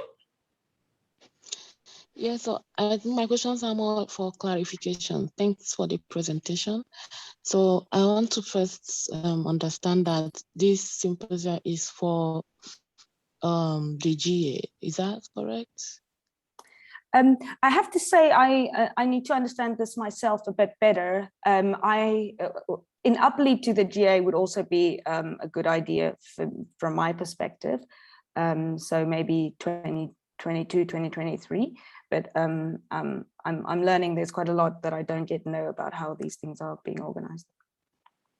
Okay, thanks. Then I also noticed that most of the facilities that you've shown are from the Southern. Yes. And I don't know, I know we are trying to promote our own facilities from Africa. I'm wondering if people working in the Northern Hemisphere could also participate. That would be incredible. So that is, I think I put that up as a sort of a personal aim for myself, is that I'm quite aware of the fact that this is very Meerkat centric. Through these GRASP meetings, I've been in contact with individual researchers working on, for example, pulsar glitching and things like this across the continent. But I really need to, for myself, also learn what else is out there and going on. So absolutely, if there's an instrument you want to promote or just a research group whose work you want to point out, I'd be so happy to know who else is doing what. Okay, my last question is about the workshop. So the workshop you showed here has happened already, right? And it looks like you are planning on something similar towards a symposium. Okay, so I think it's really nice. I'm just hoping that the way we did for MEA time, or rather for Pulsar timing, maybe we could also do something FRB focused with Meerkat. I don't know. That would be excellent. That'd be great. And we can get Hyrax on board as well. And there's quite a budding FRB community in South Africa I know of. And so I'd be keen to hear from where you are, who else is interested in that. That would be excellent. And that would certainly fall into my idea of a pulsar and rapid radio transient domain symposium for sure. Yeah, thanks for mentioning that. Yeah, and I don't know if it can be virtual, because I don't know, like some people can't be there in person, and I don't know the participant scope, just to see if other people from different area of continents could join. Yeah, no, for sure. It will have to have a virtual component. Absolutely, I agree. There's no other way. Yeah. I'm just thinking, Marissa, maybe we can take some of these types of questions offline. Yeah. So I can put you in touch with Marissa. Yes, please do. Okay, cheers. Okay, so I think we're going to move on to the next talk, which is Paul Groot, and it's going to be gravitational wave astrophysics. Paul, are you able to share your screen? Yes, thank you, Bonita. I hope you can hear me well. Yes, I can. All right, so I'll keep it short. Our proposal is to organize a symposium during the General Assembly here in Cape Town on gravitational wave astronomy, astrophysics. There's no SOC yet. It's early times for this idea to develop, and it's very useful to hear the timelines as highlighted by Mariana and René. I also have to apologize for not being able to actually join the meeting in the previous 2 days, because I was actually for the first time in 20 months able to travel here, so I just arrived. So the idea is to have a very broad symposium on the topic of gravitational wave astrophysics astronomy. It's supported by a varied group around the world. We're already at the 50-50 membership gender balance. And of course, we'll also be looking into the more geographic composition of the group, but that should be no problem, I think. So why do we want to do this in 2024? Well, it's a completely new field in astronomy and also in physics. So it is definitely a hot topic. I don't think I have to explain that. It'll be the first IAU General Assembly symposium on gravitational waves. So there hasn't been any so far. And I just checked, thank you for providing the link for the proposed meetings for the next 2 years. There's also nothing in there. And in 2024, mid-2024, as René explained, we will be at the end, or maybe just after the next observing season, 04 as we call it, for LIGO and Virgo, and also this time the Japanese Kagra telescope will actually join in. So it will be absolutely perfect timing, because in the previous observing season, 03, that ended last year, there were 52 discoveries of gravitational wave events, and you can see the mass plot here on the bottom right. So there were all flavors have been found now. So binary black hole mergers, binary neutron star mergers, but also neutron star black hole mergers. And of course, there has been electromagnetic follow-up. The famous one, GW 170817, but there's also been many attempts to detect electromagnetic counterparts to gravitational wave events. And so 04 will actually start somewhere in the third quarter, maybe fourth quarter of 2022, will run up to mid-2024. So everything that will be discussed there will be hot off the press. And I think that is really something that will draw people in, because we can discuss the results of the 04 season. And as you can see with the numbers here, there's tens to hundreds of events expected per year. And that, of course, brings this whole field even more to life than it is already at the moment.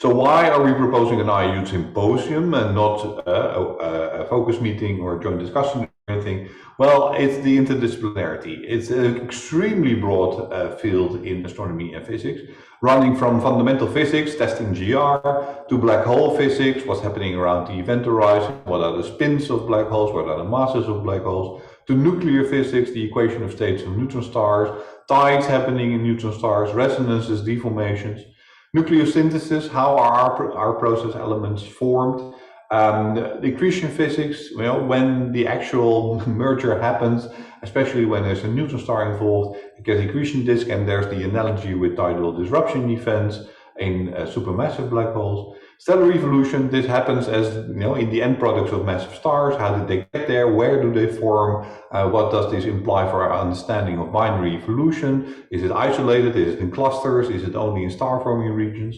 There is the star formation history of the universe part, because with the next observing season, we will be able to go to a luminosity distance of 1.5 gigaparsecs. So we're really reaching out into the universe, maybe not as far as with the Einstein telescope later on, where we can see the whole universe, but it really getting into the link with the extragalactic universe and the evolution of galaxies. And then there's the cosmology part. Already with GW 170817, the one there on the top right, we were able to test the Hubble constant, give a new way of testing the Hubble constant, which may or may not resolve the tension between Planck and the supernova determinations, acceleration of the universe. There's a technology aspect for the next generation of gravitational wave detectors, LISA, Einstein telescope, Cosmic Explorer, but also the pulsar timing arrays, and of course a combination with the electromagnetic telescope. And a very important aspect of it is that it basically requires global coordination to do this field well. And that has to do with the short timescales on which these events evolve. And that's also a unique aspect for Africa. So our expectation is that it will actually draw many astronomers physicists to Cape Town and the General Assembly, because you basically need all these expertises to really interpret all those 04 discoveries properly. And that makes the General Assembly the perfect platform for holding such a symposium, because many people will come from different parts of subdisciplines in astronomy. So the last number is a shot in the dark. I would not be surprised if there's more than 500 people that would sign up for just this symposium. And I think that would be a fantastic number. So we will also be applying for a plenary talk on gravitational wave astronomy as part of the symposium. So what's the role of Africa for this? As I said, the timescales for especially electromagnetic follow-up are hours to days. And that immediately puts Africa into a very special position due to its location, in longitude and latitude.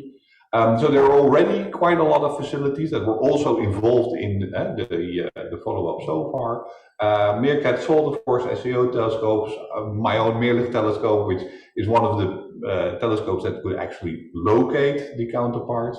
There's HESS, there's the Ethiopian telescope, the Egypt telescope, there's the BRICS program that David alluded to earlier today. So there's a lot of things that Africa could be involved in, both the detection and the follow-up on the EM counterparts.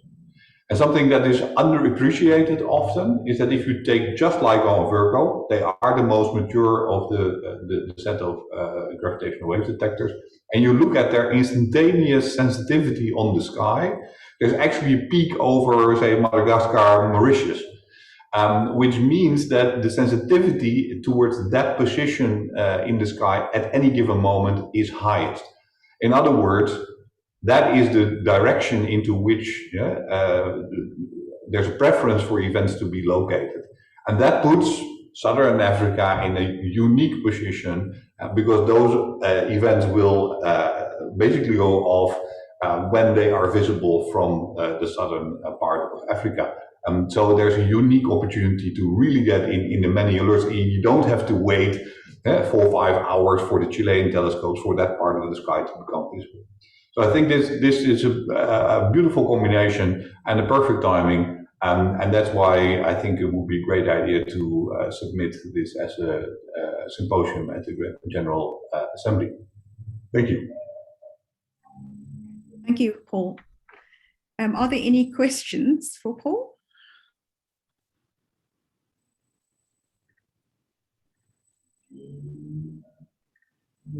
There's no questions at this point in time, Paul. So I think we're going to move ahead with the next talk. So James, I'm not sure if James, are you online? Yes, I'm here. Okay, I was just checking. Okay, so James, I think James will be presenting on science with large galactic plane surveys. Thank you, James. Okay, hi everyone. My name is James. Can you all hear me clearly and see my slides? Yes, thank you. Okay, so this will be really very short. We see your presenter view. I don't know why. Just give me a second. And now? Is everything good? Yes. Okay, good. So I'm here to pitch an idea of having a galactic plane survey symposium at the General Assembly in 2024. And I will give you a couple of reasons why this is necessary. We've had in the past many galactic plane surveys at different wavelengths, ranging from radio all the way down to X-ray to gamma ray. But if you focus your attention on the radio surveys that has happened in the past, you would realize that there is need for us to have another discussion on the galactic plane surveys, considering the fact that Meerkat has brought in a different perspective in terms of sensitivity. I've shown you on the left-hand side different galactic plane surveys. It's not all of them. There are a few of them that are not included.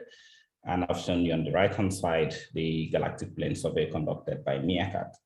The Galactic Center seems to be open. It is not. There is also data covering the Galactic Center area, which is a different legacy survey covered in the MeerKAT. But why do we really need to revisit this again? The rationale behind this is the fact that we've gotten super sensitive data up to down to micro-Jansky scale of sensitivity. Actually, MeerKAT can give you close to 4.2 micro-Janskys in terms of its sensitivity. So we can start seeing things that we thought were never there before. We can see them now again. So it's good we go back to this and revisit what is the morphology of our galaxy, how many H2 regions do we have in the Milky Way, and many other science questions we can respond to. In terms of science, this would be very far-reaching. It wouldn't only cover star formation. It will also bother around looking at late type stars like the Mira variables or the AGB stars. And you can also study the structure and morphology of our galaxy for those who are interested in looking at the galactic arm. Why do we choose 2024? This data is not open yet. There is an ongoing effort to prepare and submit the first paper, which is led by Shamila Gudat, for this galactic plane survey, after which the data will become public. So 2024 is ideal if you assume that the paper will be out, maybe submitted at the end of the year or submitted at the early part of 2022. That gives us at least 1.5 years for people globally to explore this data and do their respective science. And of course, hopefully do large science that is statistically significant so that we can expect a lot of talks in this. Are there interest from outside South Africa? The answer is yes. A lot of communities, for example, the MESA community in Japan and in Europe have contacted me a couple of times to ask if we are thinking about large projects with the MeerKAT data. This is just to demonstrate. I'll just keep and move this to the background. Oh, it's not necessary. Just to demonstrate what MeerKAT can do, I'm showing you one example in this image. This is a star-forming region called G358. The white contours you see is the millimeter dust continuum coming from ALMA. Of course, that's another community that is very interested in what is done in centimeter wavelengths with MeerKAT that is extremely sensitive. So you see different star-forming cores. The triangles represent positions where we know 6.7 gigahertz methanol masers to exist. And 6.7 gigahertz methanol masers are exclusively associated with massive stars. Of course, this means you need high energetic photons from the protostar to be able to excite this maser emission. But in these particular objects, with previous observations using ATCA, which is in the south, the free emission or centimeter emission has never been detected. And the blue contours you see there is coming from MeerKAT. The peak of that emission is only 60 microjanskys. So you would at least need to be down to 10 microjansky sensitivity to get 6 sigma detection on this source. And it's nicely detected with well over 20 sigma with MeerKAT. So this is one of the impressive things we can do. What is the level of interest? The MESA community globally are keen to do this. And I happen to be part of the science organizing committee of an IAU symposium that we are planning to host in Kagoshima, Japan in 2023. And there has been discussions on whether we will be keen to look at what's the MeerKAT contribution on the galactic plane and the distribution of masers in the galaxy would be. The star formation community, of course, thinking about Atlas Gal, those who use VLA, and the ALMA community. This is actually beautiful because ALMA has, for those who know the call for proposals, have started accepting large projects for ALMA observations. The AGB community are also keen. I've received a couple of emails requesting for small chunks of the galactic plane data for them to look at late type stars of interest. And then those who study galaxy dynamics and the kinematics of the different arms are also keen to use this data. So I think there is a broad range of interest. Of course, This symposium will be, I would prefer hybrid, so that there are people who are at different time zones or not able to travel who will be able to participate. Again, this is completely in the early stages of the planning. I'm still just giving thoughts to it while juggling a lot of other responsibilities I've got. I'll take questions, and if you would like to contact me, please do so maybe via Slack or by email. Thank you. Okay, thank you, James. Are there any questions for James?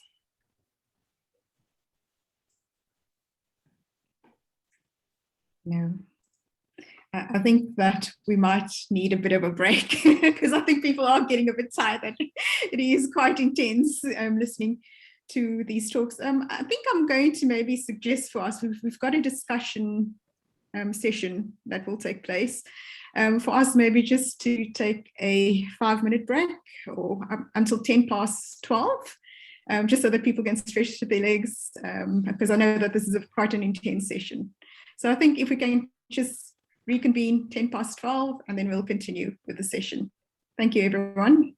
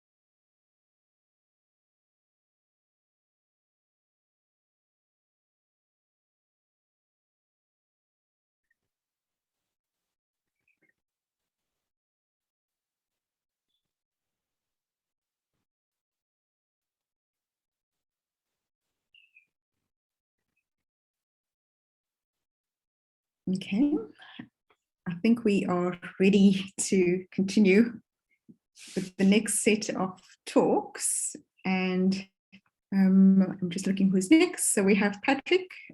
And I know Patrick has indicated he's a new member of the IAU Commission B4, which is for radio astronomy. And I think there is an indication that, or some indication for a symposium on large scale facilities and growing data archives. And Patrick's going to talk a bit about that.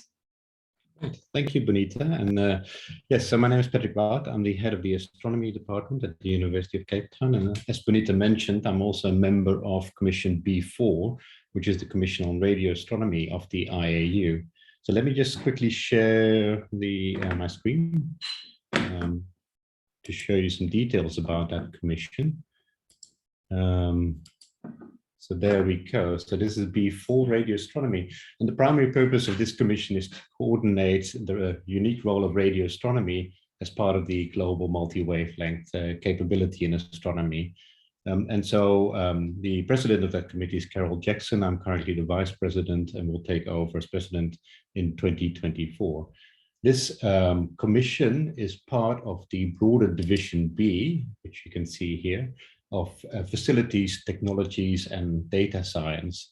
And it consists of a number of commissions. You can read them here: computational astrophysics, data and documentation, astroinformatics, radio astronomy, amongst other things. And so the disclaimer here is I'm not presenting a proposal by myself for a symposium, but I want to share with you the discussions that are going on within Division B for a proposed symposium at 2024. So I see my role as member of the Commission B4 to be the voice of the continent, to be the voice of the African astronomical community in the IAU Commission, but also to bring back those discussions to the community in discussions like this that we have today.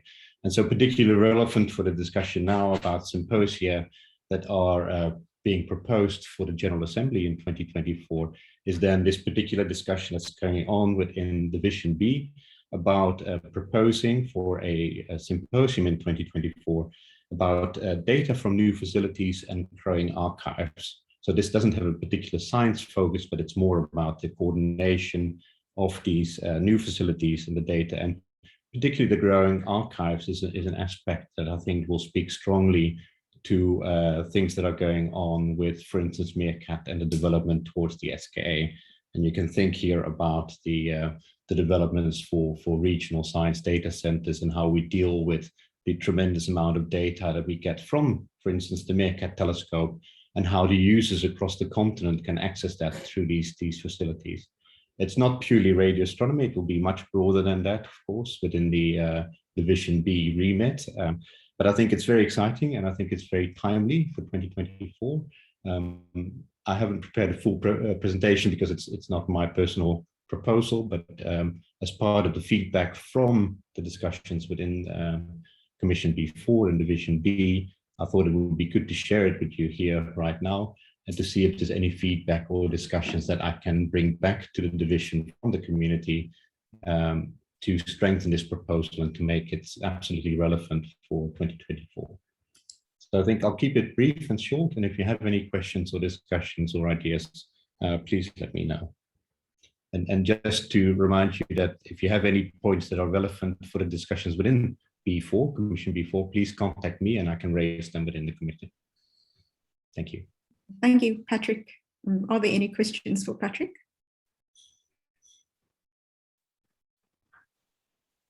Nothing at the moment, Patrick. Right. Thank you, Patrick. Okay, we'll move on to the next talk, which is going to be Itumeleng. Are you online? Yes, I'm online. Let me just share my screen. Right, okay, thank you. Can you see that? Yes. Okay, thanks. Thanks, Bonita. Hi, everyone. My name is Itumeleng Monageng, and I'm based at the University of Cape Town and the South African Astronomical Observatory. So I just wanted to make a pitch for a symposium on high-mass X-ray binaries with this very preliminary title. And the proposed co-chairs so far are listed in the slide here. So it's myself, Vanessa McBride from SAO and UCT, Pere Blay from the University of Valencia, and Peter Kretschmer from the European Space Agency. So this is still early days, so I'm sure this is gonna change as discussions go on. So the pitch is really to organize a symposium based on previous meetings on B-X-ray binaries, which generally take place every 3 years or so, with the aim being to bring together the B-X-ray binary community to sort of reach an assessment on the status of the research in the field. And actually the previous editions of these have been a success.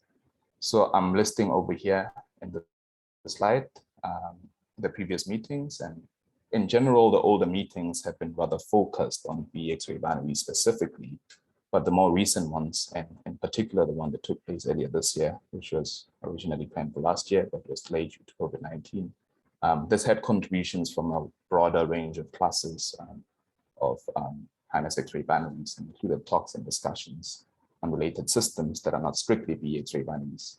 So we've been having discussions about formalizing this to include the wider high-mass X-ray binary community and organize a symposium the next GA 2024. So the timing of this is perfect, since this is around about the time of the next edition of the meeting.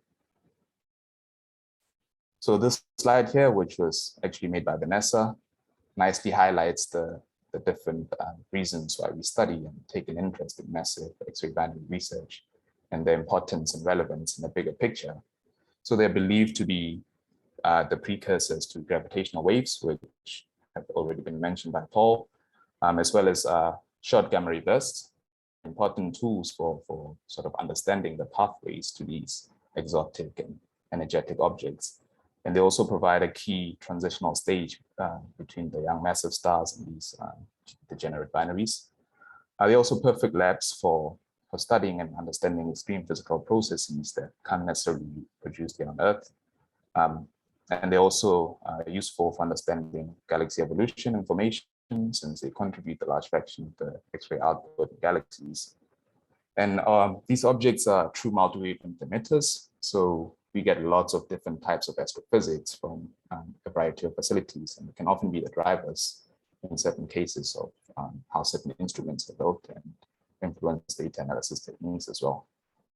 So we also see in the slide here the different themes and dimensions that will be covered in such a symposium. So looking at the time dimension, as we get variability on all time scales in these sources, we can actually get the behavior at all time scales for individual sources as well.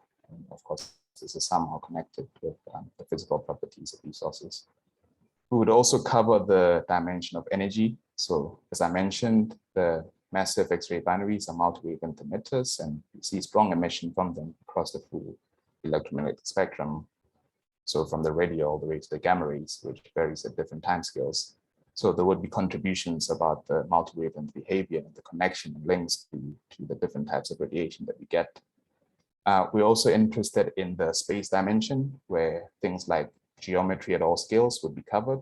So here the effects of physical properties and arrangements of these systems can be discussed, like things like inclination angles and misalignments between different planes and orientations of magnetic fields, etc., and so on, and what influence these have on the observations and simulations. There would also be discussions about instruments, methods, and tools, where this would be a platform to talk about the current and future instruments and telescopes and the importance and relevance to the research in this field. I think discussions about how the way we analyze the data and how we can improve on them, given the types of data that we now get from these new and improved instruments, and also that we will get from future facilities as well, are very important to get better information in the way we interpret them. And then also looking at the history and future and the evolutionary pathways of massive X-ray binaries. So looking at the influence of star formation history in all types of environments to the populations of massive X-ray binaries, and how that impacts the host galaxies, but also the future evolutionary parts of these systems. So as I mentioned earlier, these systems are believed to be progenitors of gravitational wave events and short gamma ray bursts. And of course, these themes and topics would have contributions from an observational and theoretical viewpoint. So yeah, this is still early days, and I'm happy to discuss whatever needs to be discussed with people that are interested. Right, thank you. Are there any questions?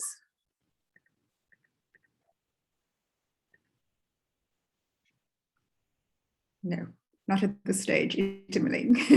I think as we go towards lunchtime, there's becoming less questions, but I think Vanessa has asked for all these presentations to be placed on Slack, so individuals will have access to these presentations afterwards, and also the recording to go through in your own time.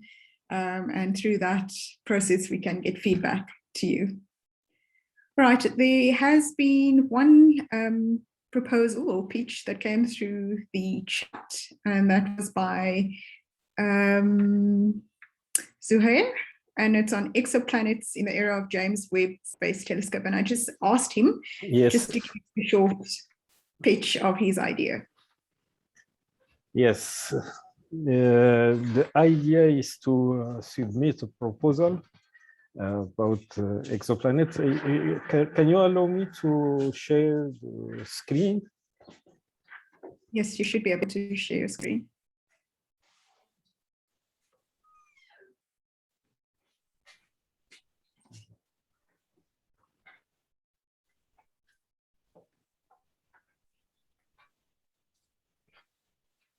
Yes.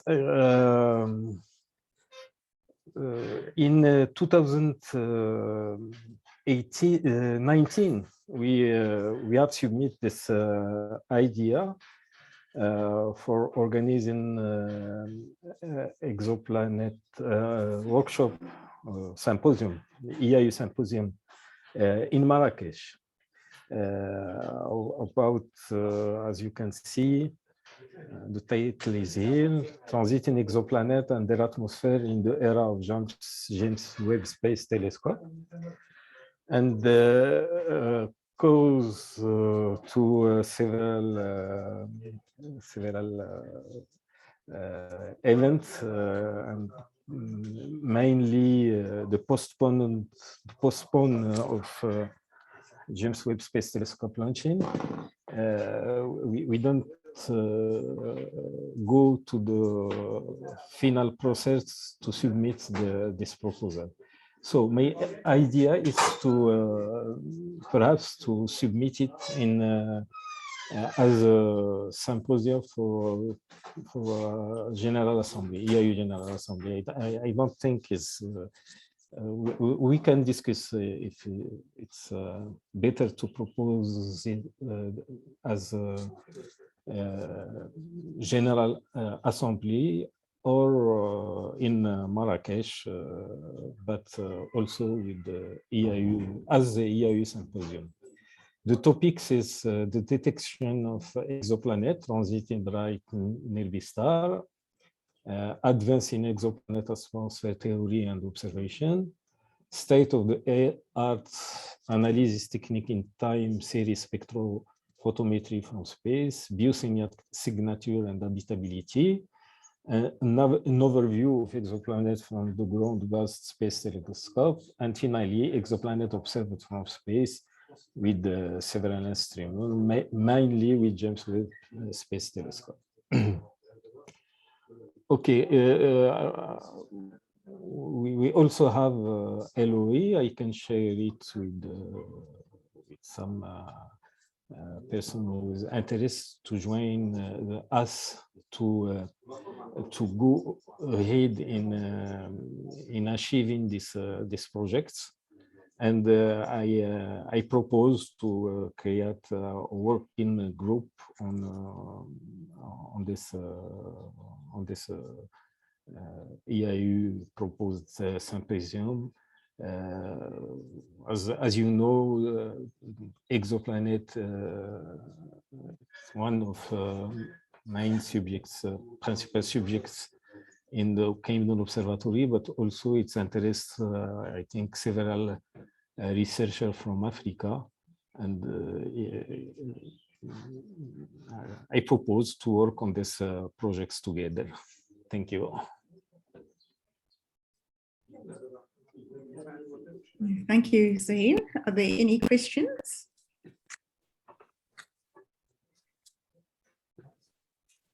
Vanessa? Zuhair, did I hear properly that this meeting will happen in 2023 in Marrakesh?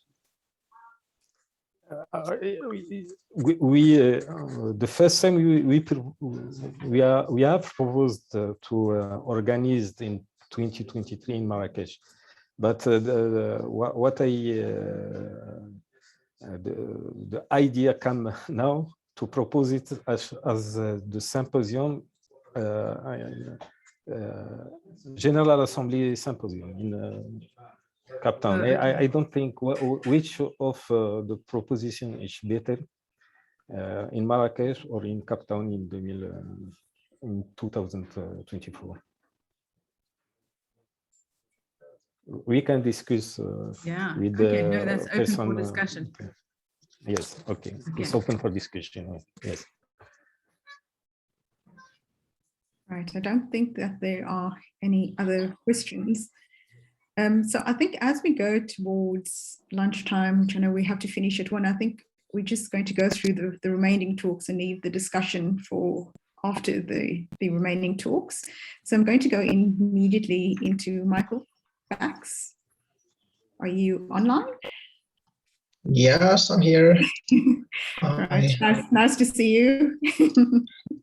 So I'll leave it to Michael. I hope you can all see my screen. Yes. Yes, great. So hello, everyone. I want to, a bit different from many talks we've just seen, I really just want to pitch an idea rather than presenting a well-formulated proposal as some of the other colleagues have already done. And the idea is here to have a focus meeting or symposium on high energy astrophysics. Well, you might wonder why there's even the ambiguity between symposium as well as focus meeting, but you will easily agree that high energy astrophysics is so much cross-cutting that maybe a focus meeting might be more fitting, whereas obviously then also the content can be so broad that the time available for a symposium might be more fitting. But we're very, very much welcoming any inputs from your side. I will continue to talk about that later on. One thing I want to note here is that with all the excellent ideas that have been presented previously, I think it may be except for the exoplanets, they actually all could fit under the umbrella of high energy astrophysics, as you will have noted. And so also a discussion on that will be hopefully quite lively, how also different proposals might fit together to form then a final proposal. I'm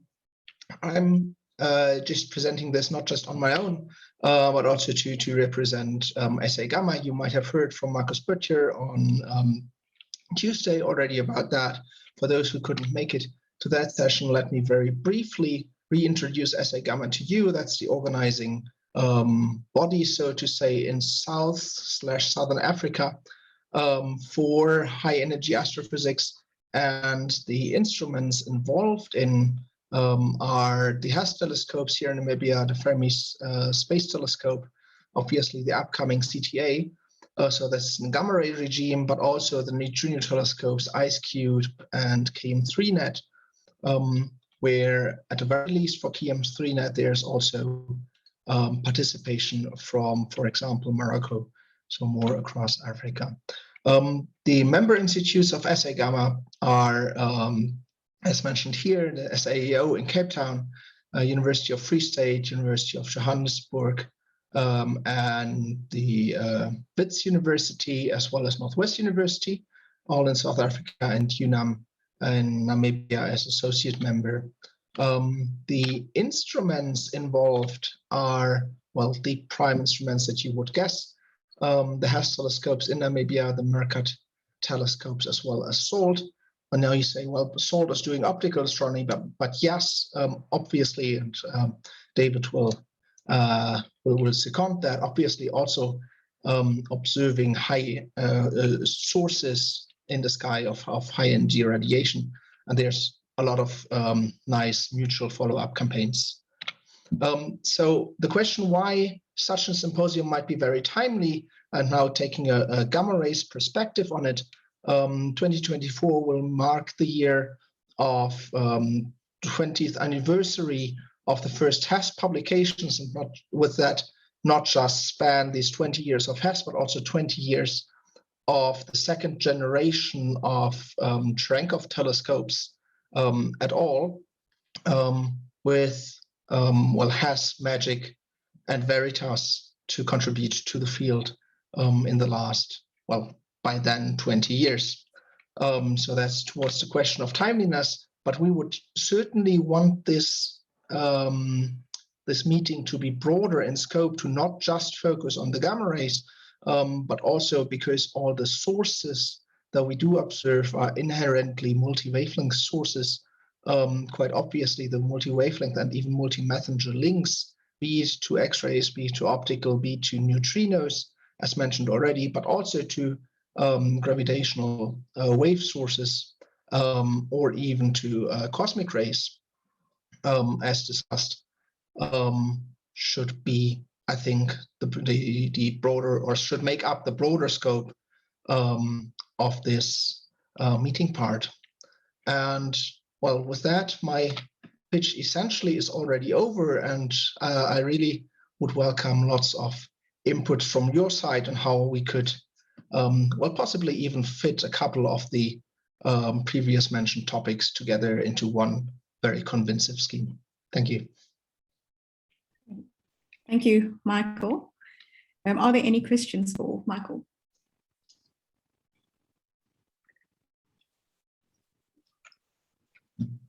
All right, nothing at the moment.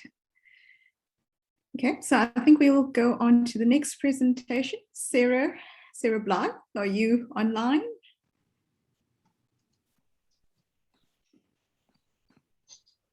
Hi, Bonita. Just checking if you are. I've just come out of load shedding, and I'm just a bit worried that my wireless isn't going to be very reliable, but I'm going to try to talk my way through it anyway. All right. Good to see you.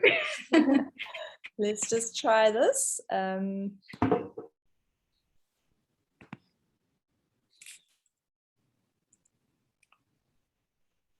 Sorry, I'm just going to try to share screen.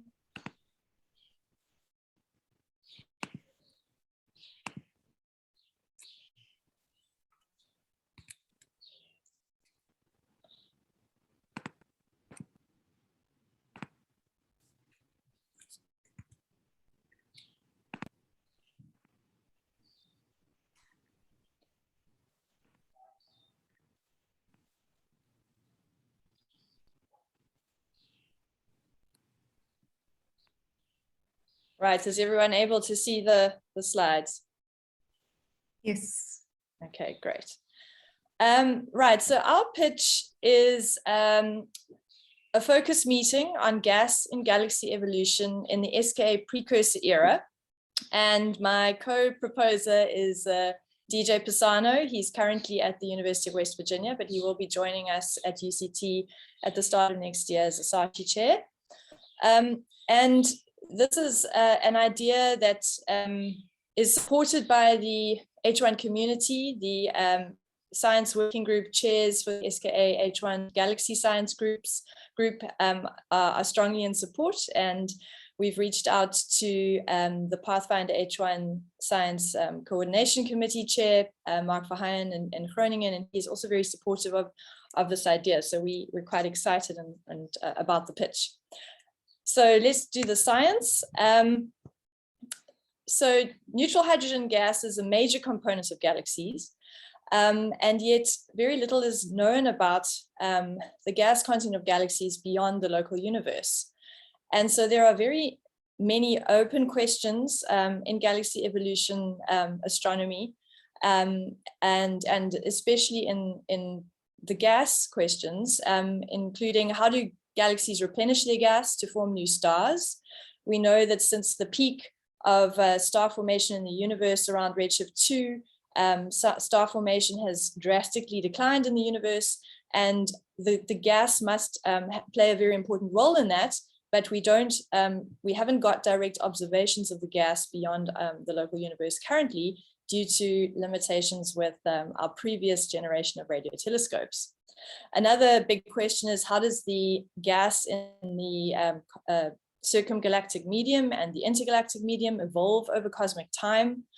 How does the so-called baryon cycle work? In other words, how are gas accretion, star formation, and feedback all related to each other? And how does the cycle of feedback and accretion work over cosmic time and in different environments?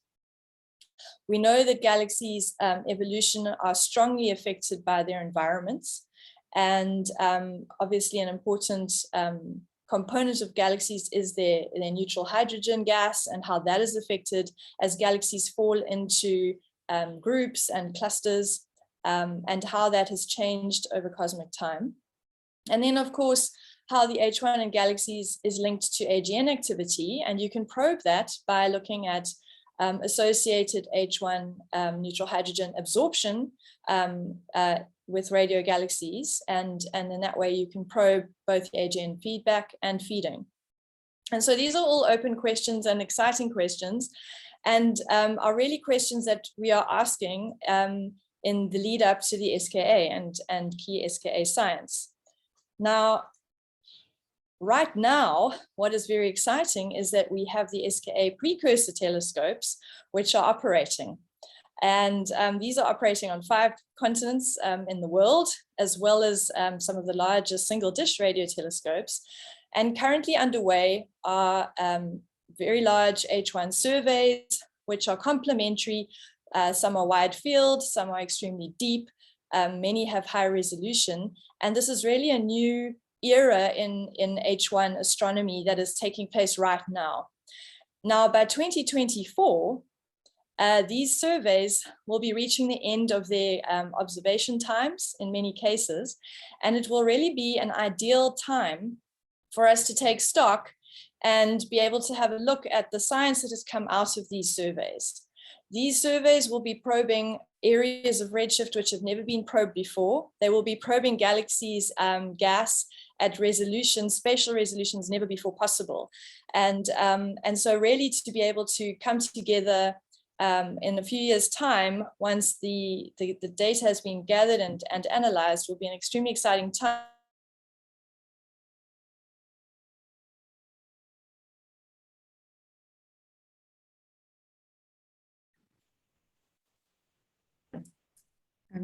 It will also, Sarah, I think we lost you for a bit.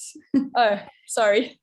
Okay, I'll go back a little bit. So basically what I was saying is it will be a very exciting time in 2024 to be able to take stock and look at the science that has come out of these amazing precursor telescopes and the surveys that have been done with them in terms of probing the gas in galaxies at higher redshifts and higher resolutions than has ever before been possible. And so really the aim of this focus meeting, we have a couple of aims, and one of them is really to highlight the key results from the H1 precursor surveys and to compare to predictions, obviously, from models of galaxy evolution to really inform directions for H1 science with the SKA, and at the time that it will be coming online and starting to make observations. And then, of course, another big aim is to really stir excitement in this key SKA science area and to highlight the extremely important and exciting role of MeerKAT and the South African and African astronomers and students who are working in this field, especially as MeerKAT starts to reach the end of its lifetime before it becomes part of the larger SKA. Thanks very much. Thank you, Sarah. Are there any questions for Sarah?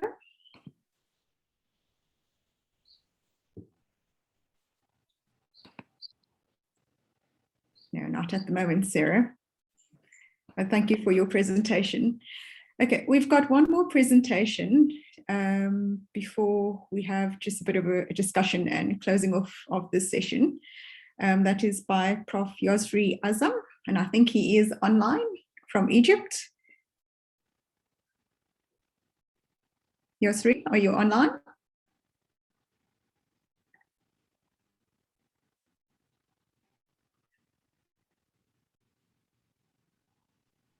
I can see him online, but Yosri, you muted.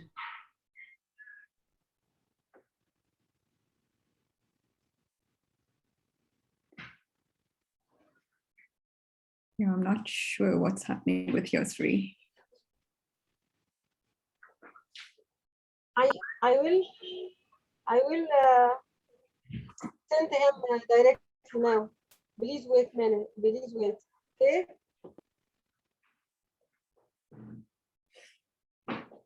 I couldn't hear you. Yes, I'm with you now. Okay. Okay. Do you want to share your presentation if you have a presentation? Yes. Actually, I want to talk about our future Egyptian large optical telescope, which we are going to build in Egypt. And I'm going to shed light about what we reached now on this project, on this large project. My name is Yusri Azzam. I'm in astronomy department of National Research Institute of Astronomy and Geophysics in Egypt. And actually, astronomy has started earlier in Egypt from 1839 at Bologna University, and then it moved to Abbasiyya University at 1872. Then to Helwan Observatory, where we has a 30-inch telescope, which was a Reynolds telescope. Then we finally reached to Qutbiyya telescope, which is a 74-inch telescope, and which is considered as the only telescope as the Middle East and the North of Africa, of course, after the South African telescopes. This is our Qutbiyya telescope, and it is working now. But we have a problem of building a new administrative capital in Egypt, which will get the position and the land of this telescope, and the telescope will no longer being working in astronomy observations after maybe 5 to 6 years from now. And so we, looking at the telescopes around the world, we found that many telescopes are around the world, but in Africa we didn't see such telescopes, and we thought about building a large telescope like the or similar to South African telescope, which is the only big large telescope in the African continent. We are dreaming to have a similar city of this telescope like South African Astronomical Observatory, and we dreamed for that, and we are now have a campaign for searching for good positions or good sites to build this telescope in the mountain in these sites. And this is the map of Egypt, and we have much campaigns, and we are choose some criteria to choose the site, which is altitude and cloud coverage, wind and speed directions like pollution and predictive water vapor, perspectable water vapor, aerosol, optical depth, and diurnal temperature range and relative humidity. And in these sites of Egypt, we found the one mountain which is called Zubair Mountain, which has these coordinates and has an elevation of 1,381 meters. Another one candidate site for our telescope was in the south of Sinai Peninsula, which is called the Rjom Mountain, and also which have these coordinates and has an elevation of 1,626 meters. This is the south of Sinai Peninsula. We're not able to see your slides. Are you sharing them? Sorry, I have to share this. Sorry. Can you see now? Yes, if you can put it into presenter mode, that would be great. Okay. So this is the Qutbiyya telescope actually, and this is the telescopes around the world. And we are dreaming to have one larger telescope like the South African telescope, like this, observatory, to have this amount of telescopes in Egypt also. And this is the map of Egypt. And this is the criteria we are going to select our site for the new telescope. And as we said now, we found two mountains, which is Zubair Mountain, which is the eastern desert of Egypt, near Hurghada city on the Red Sea. And the other one is Rujum Mountain, which is in south of the Sinai Peninsula. These are the candidate mountains. This is Zubair Mountain, and this is the Rujum Mountain in this part of Sinai Peninsula. And we have some visits to these mountains to see the atmosphere and to see the seeing at that parts of the mountains, to look for them and if they are suitable for astronomical observatory or not. And we are going to make site testing campaigns at these two mountains. We are already ordered some the site testing instruments, which are the differential image motion monitor, the DEM, and the tower and the clamshell dome, weather station, all sky cameras, sky quality meters, and we already ordered these instruments, which will arrive to Egypt within 5 months from now. Within these months, we will pave the roads to these mountains in order to prepare for installing this instrument in these sites, and to start the site testing campaign and to see if they will be suitable to build a large telescope. We are going to build a 6.5 meter telescope, and maybe we can build a larger one. And our focus meeting actually is going to give the base attention of the astronomical community about our telescope and about its importance to be in the continent of Africa. And we need the help also and support of the international union and the international community for building this large telescope in Egypt. And we will have some presentation from our team, which are working in the committee of the selecting of the suitable astronomical observatory new one. Thank you very much, and I'm looking for your questions if you have any questions. Thank you, Yusri. Are there any questions?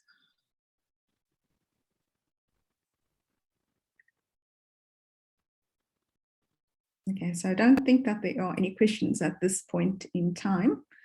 Yusri, can I just ask you to stop sharing your screen? Okay. Right. Okay, so we have 10 minutes remaining for the session, which is not much time for a discussion. And there was a lot of content that was provided through this meeting with plans of what people intend to do as symposia and focus meetings for the GA 2024.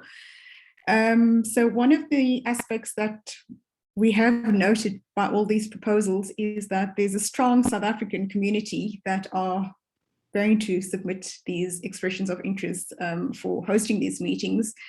The questions that we have been getting from other African members in the astronomy community is how do they become involved in these types of proposals? So that is maybe one thing that we can look at as we end of the session is how do we engage with the rest of Africa if they do want to be part of these particular hosting, well, not hosting, but the actual planning of these sorts of meetings. So that is one thing that I'm just going to leave out there. I'm not sure if there are any other points that anyone would want to point out as we head towards the closing of the session.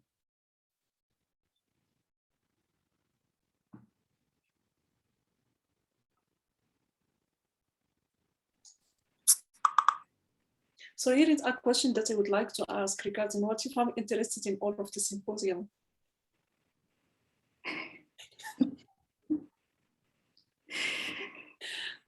And also to emphasize, another question is that, are the symposium competitive? So according to René's talk, the maximum of symposium are 6. Yeah. And there is going to be only 1 or 2. That is, if I understood well, that is will be successful from the African continent. So not all of the symposium are like guaranteed that will be successful, maybe 1 or 2. So then the next question, if one of the symposium is was successful, is it still going to be open for whoever interested to be included or to join the call? Okay, Vanessa, you have your hand up. I sort of wanted to respond to part of that. I don't think I can respond to everything, Khadija, but I think what's exciting about this session is that we've got like this big breadth of ideas, right? And you're right, not all of them are going to be approved probably for symposium or focus meetings in 2024. But I think that doesn't stop us from A, submitting them as proposals, and B, even if they're not accepted, building a strongly networked community around those science ideas, because even if there's not a symposium about them in 2024, it's an opportunity for us to engage across the continent and of course more broadly internationally on these science themes that are of interest. So maybe I can also leave it up to some of the people who have presented ideas for their opinions. Right. Thank you. Suhair? Yes, in the same sense, I am with Vanessa said.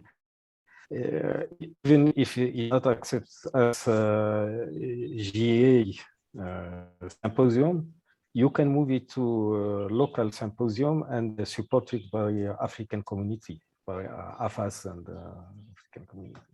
But it's important to act that we propose the symposia for the GA and after move it if you don't succeed to be selected. Okay. Thank you. Shaz? I was just going to say, can you hear me now? Yes, I can hear you. Okay. I was just going to say exactly what Suhair and Vanessa was saying. I think it's important that we put in the proposals, have a strong showing. They won't all be accepted, but I did make the point in the chat about the difference between GA symposia and symposia outside of the GA. So even if we don't get a symposium at the GA for Cape Town, you can propose and use the momentum that you get from getting your people together, getting your science case together to actually make proposals outside of the General Assembly in 2024. So I think that should be really strongly encouraged. Thank you. Just to note that I have over the years been involved in various symposia, both at the General Assembly and at other times. And sometimes we've been accepted instantly, sometimes we've been rejected, but we've often gone through the procedure of applying, being rejected for good reasons. We've dealt with the problems that were highlighted and applied again and been successful. So it's not out of the question if something gets turned down for the General Assembly in Cape Town. It could be that we take the lessons that we've learned and we apply for it somewhere else in Africa the following year or the year after that. Okay, thank you, Patricia. Paul, you have your hand up? Yeah, I just wanted to mention, as on behalf of the organizers of the GW meeting, I see this forum also as a starting point to build those connections leading up to the LOI to be submitted in September next year. So I would like to invite anybody interested in this to just contact me. I think that's the easiest, definitely for the moment, and see if we can do that. Yeah. Because one of the other things I was going to throw out there is for this particular science subcommittee, what is it that people expect from us as a science subcommittee? How can we support and facilitate these meetings or leading up to the proposal submissions? And if people have any specific ideas about that, I think they should just email myself and Brad, and we can look at facilitating that.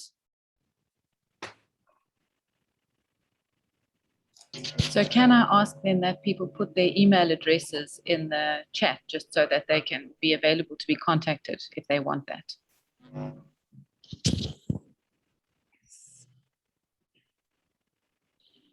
Okay, are there any other points that people would like to point out just before we close off?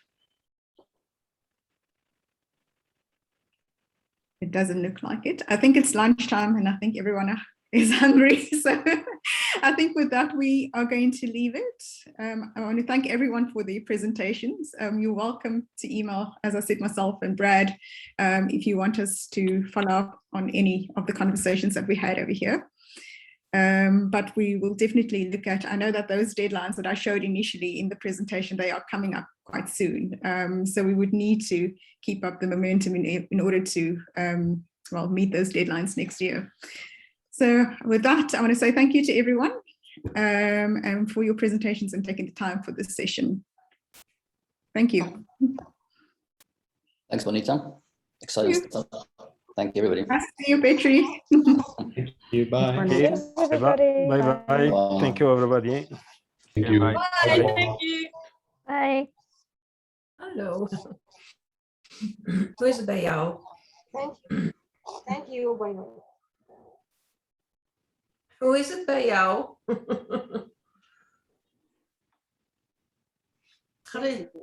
Oh.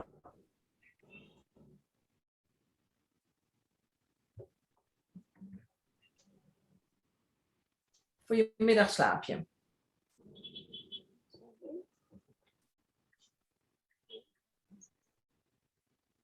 Oh, wat is het I'm just dan? hanging on here so that I can save the chat. Die dingen is toch gehad?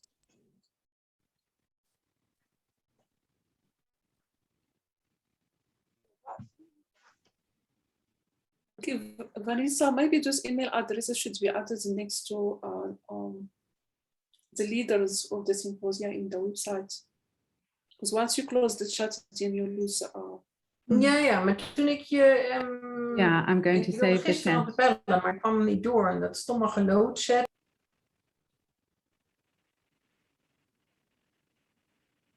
And that's a good idea. We can put those in there if they've added them here. Thanks. But there is also that spreadsheet that Kevin sent, I think, on the first day regarding that the attendees, where are they from? I think there are also emails there. True, but it might be hard for people to remember, you know, who presented a Oh. focus meeting and who that name is on that list. So I think Yeah, you're that's right. I good. should put them on the vision doc. Yeah.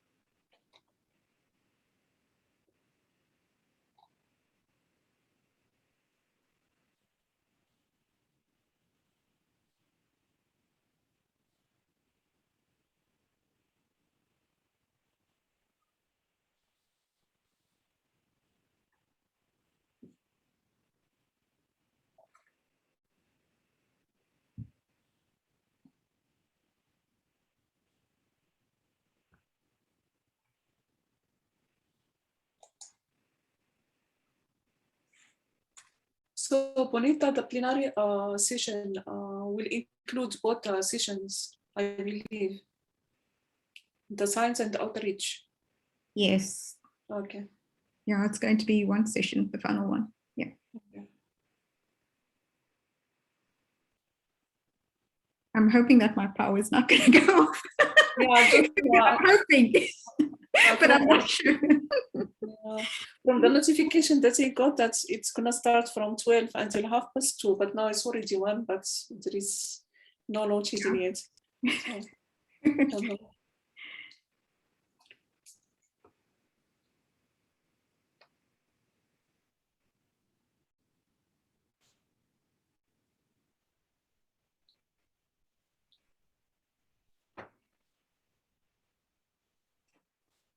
Okay, have we captured everything from the chat? There wasn't much from There the wasn't chat. in terms of questions, no. Yeah. So there was just some notes from Shazarine regarding the difference between the symposium in GA and outside GA. Yeah.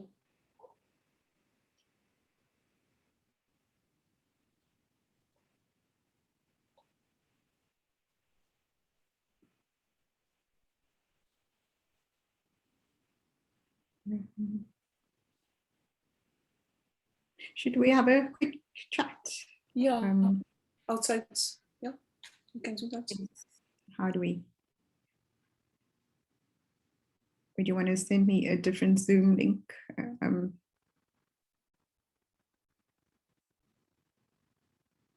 How are you? You muted, Khadija? So maybe you can just use the phone. You just mute yourself. Hey. Maybe you can use just WhatsApp. Or do you want to use Zoom? Okay, no, let's just use WhatsApp then. So I think we're probably going to close these breakout rooms soon, just so that everybody gets sent back to the plenary. Yes, that's true. Yeah. Okay. So I'll just use WhatsApp. Yeah. All right. Okay, bye-bye. So I'll see you. Thanks, Bonita and Khadija. That was really good. Thank you so much, Vanessa. Thanks, Vanessa.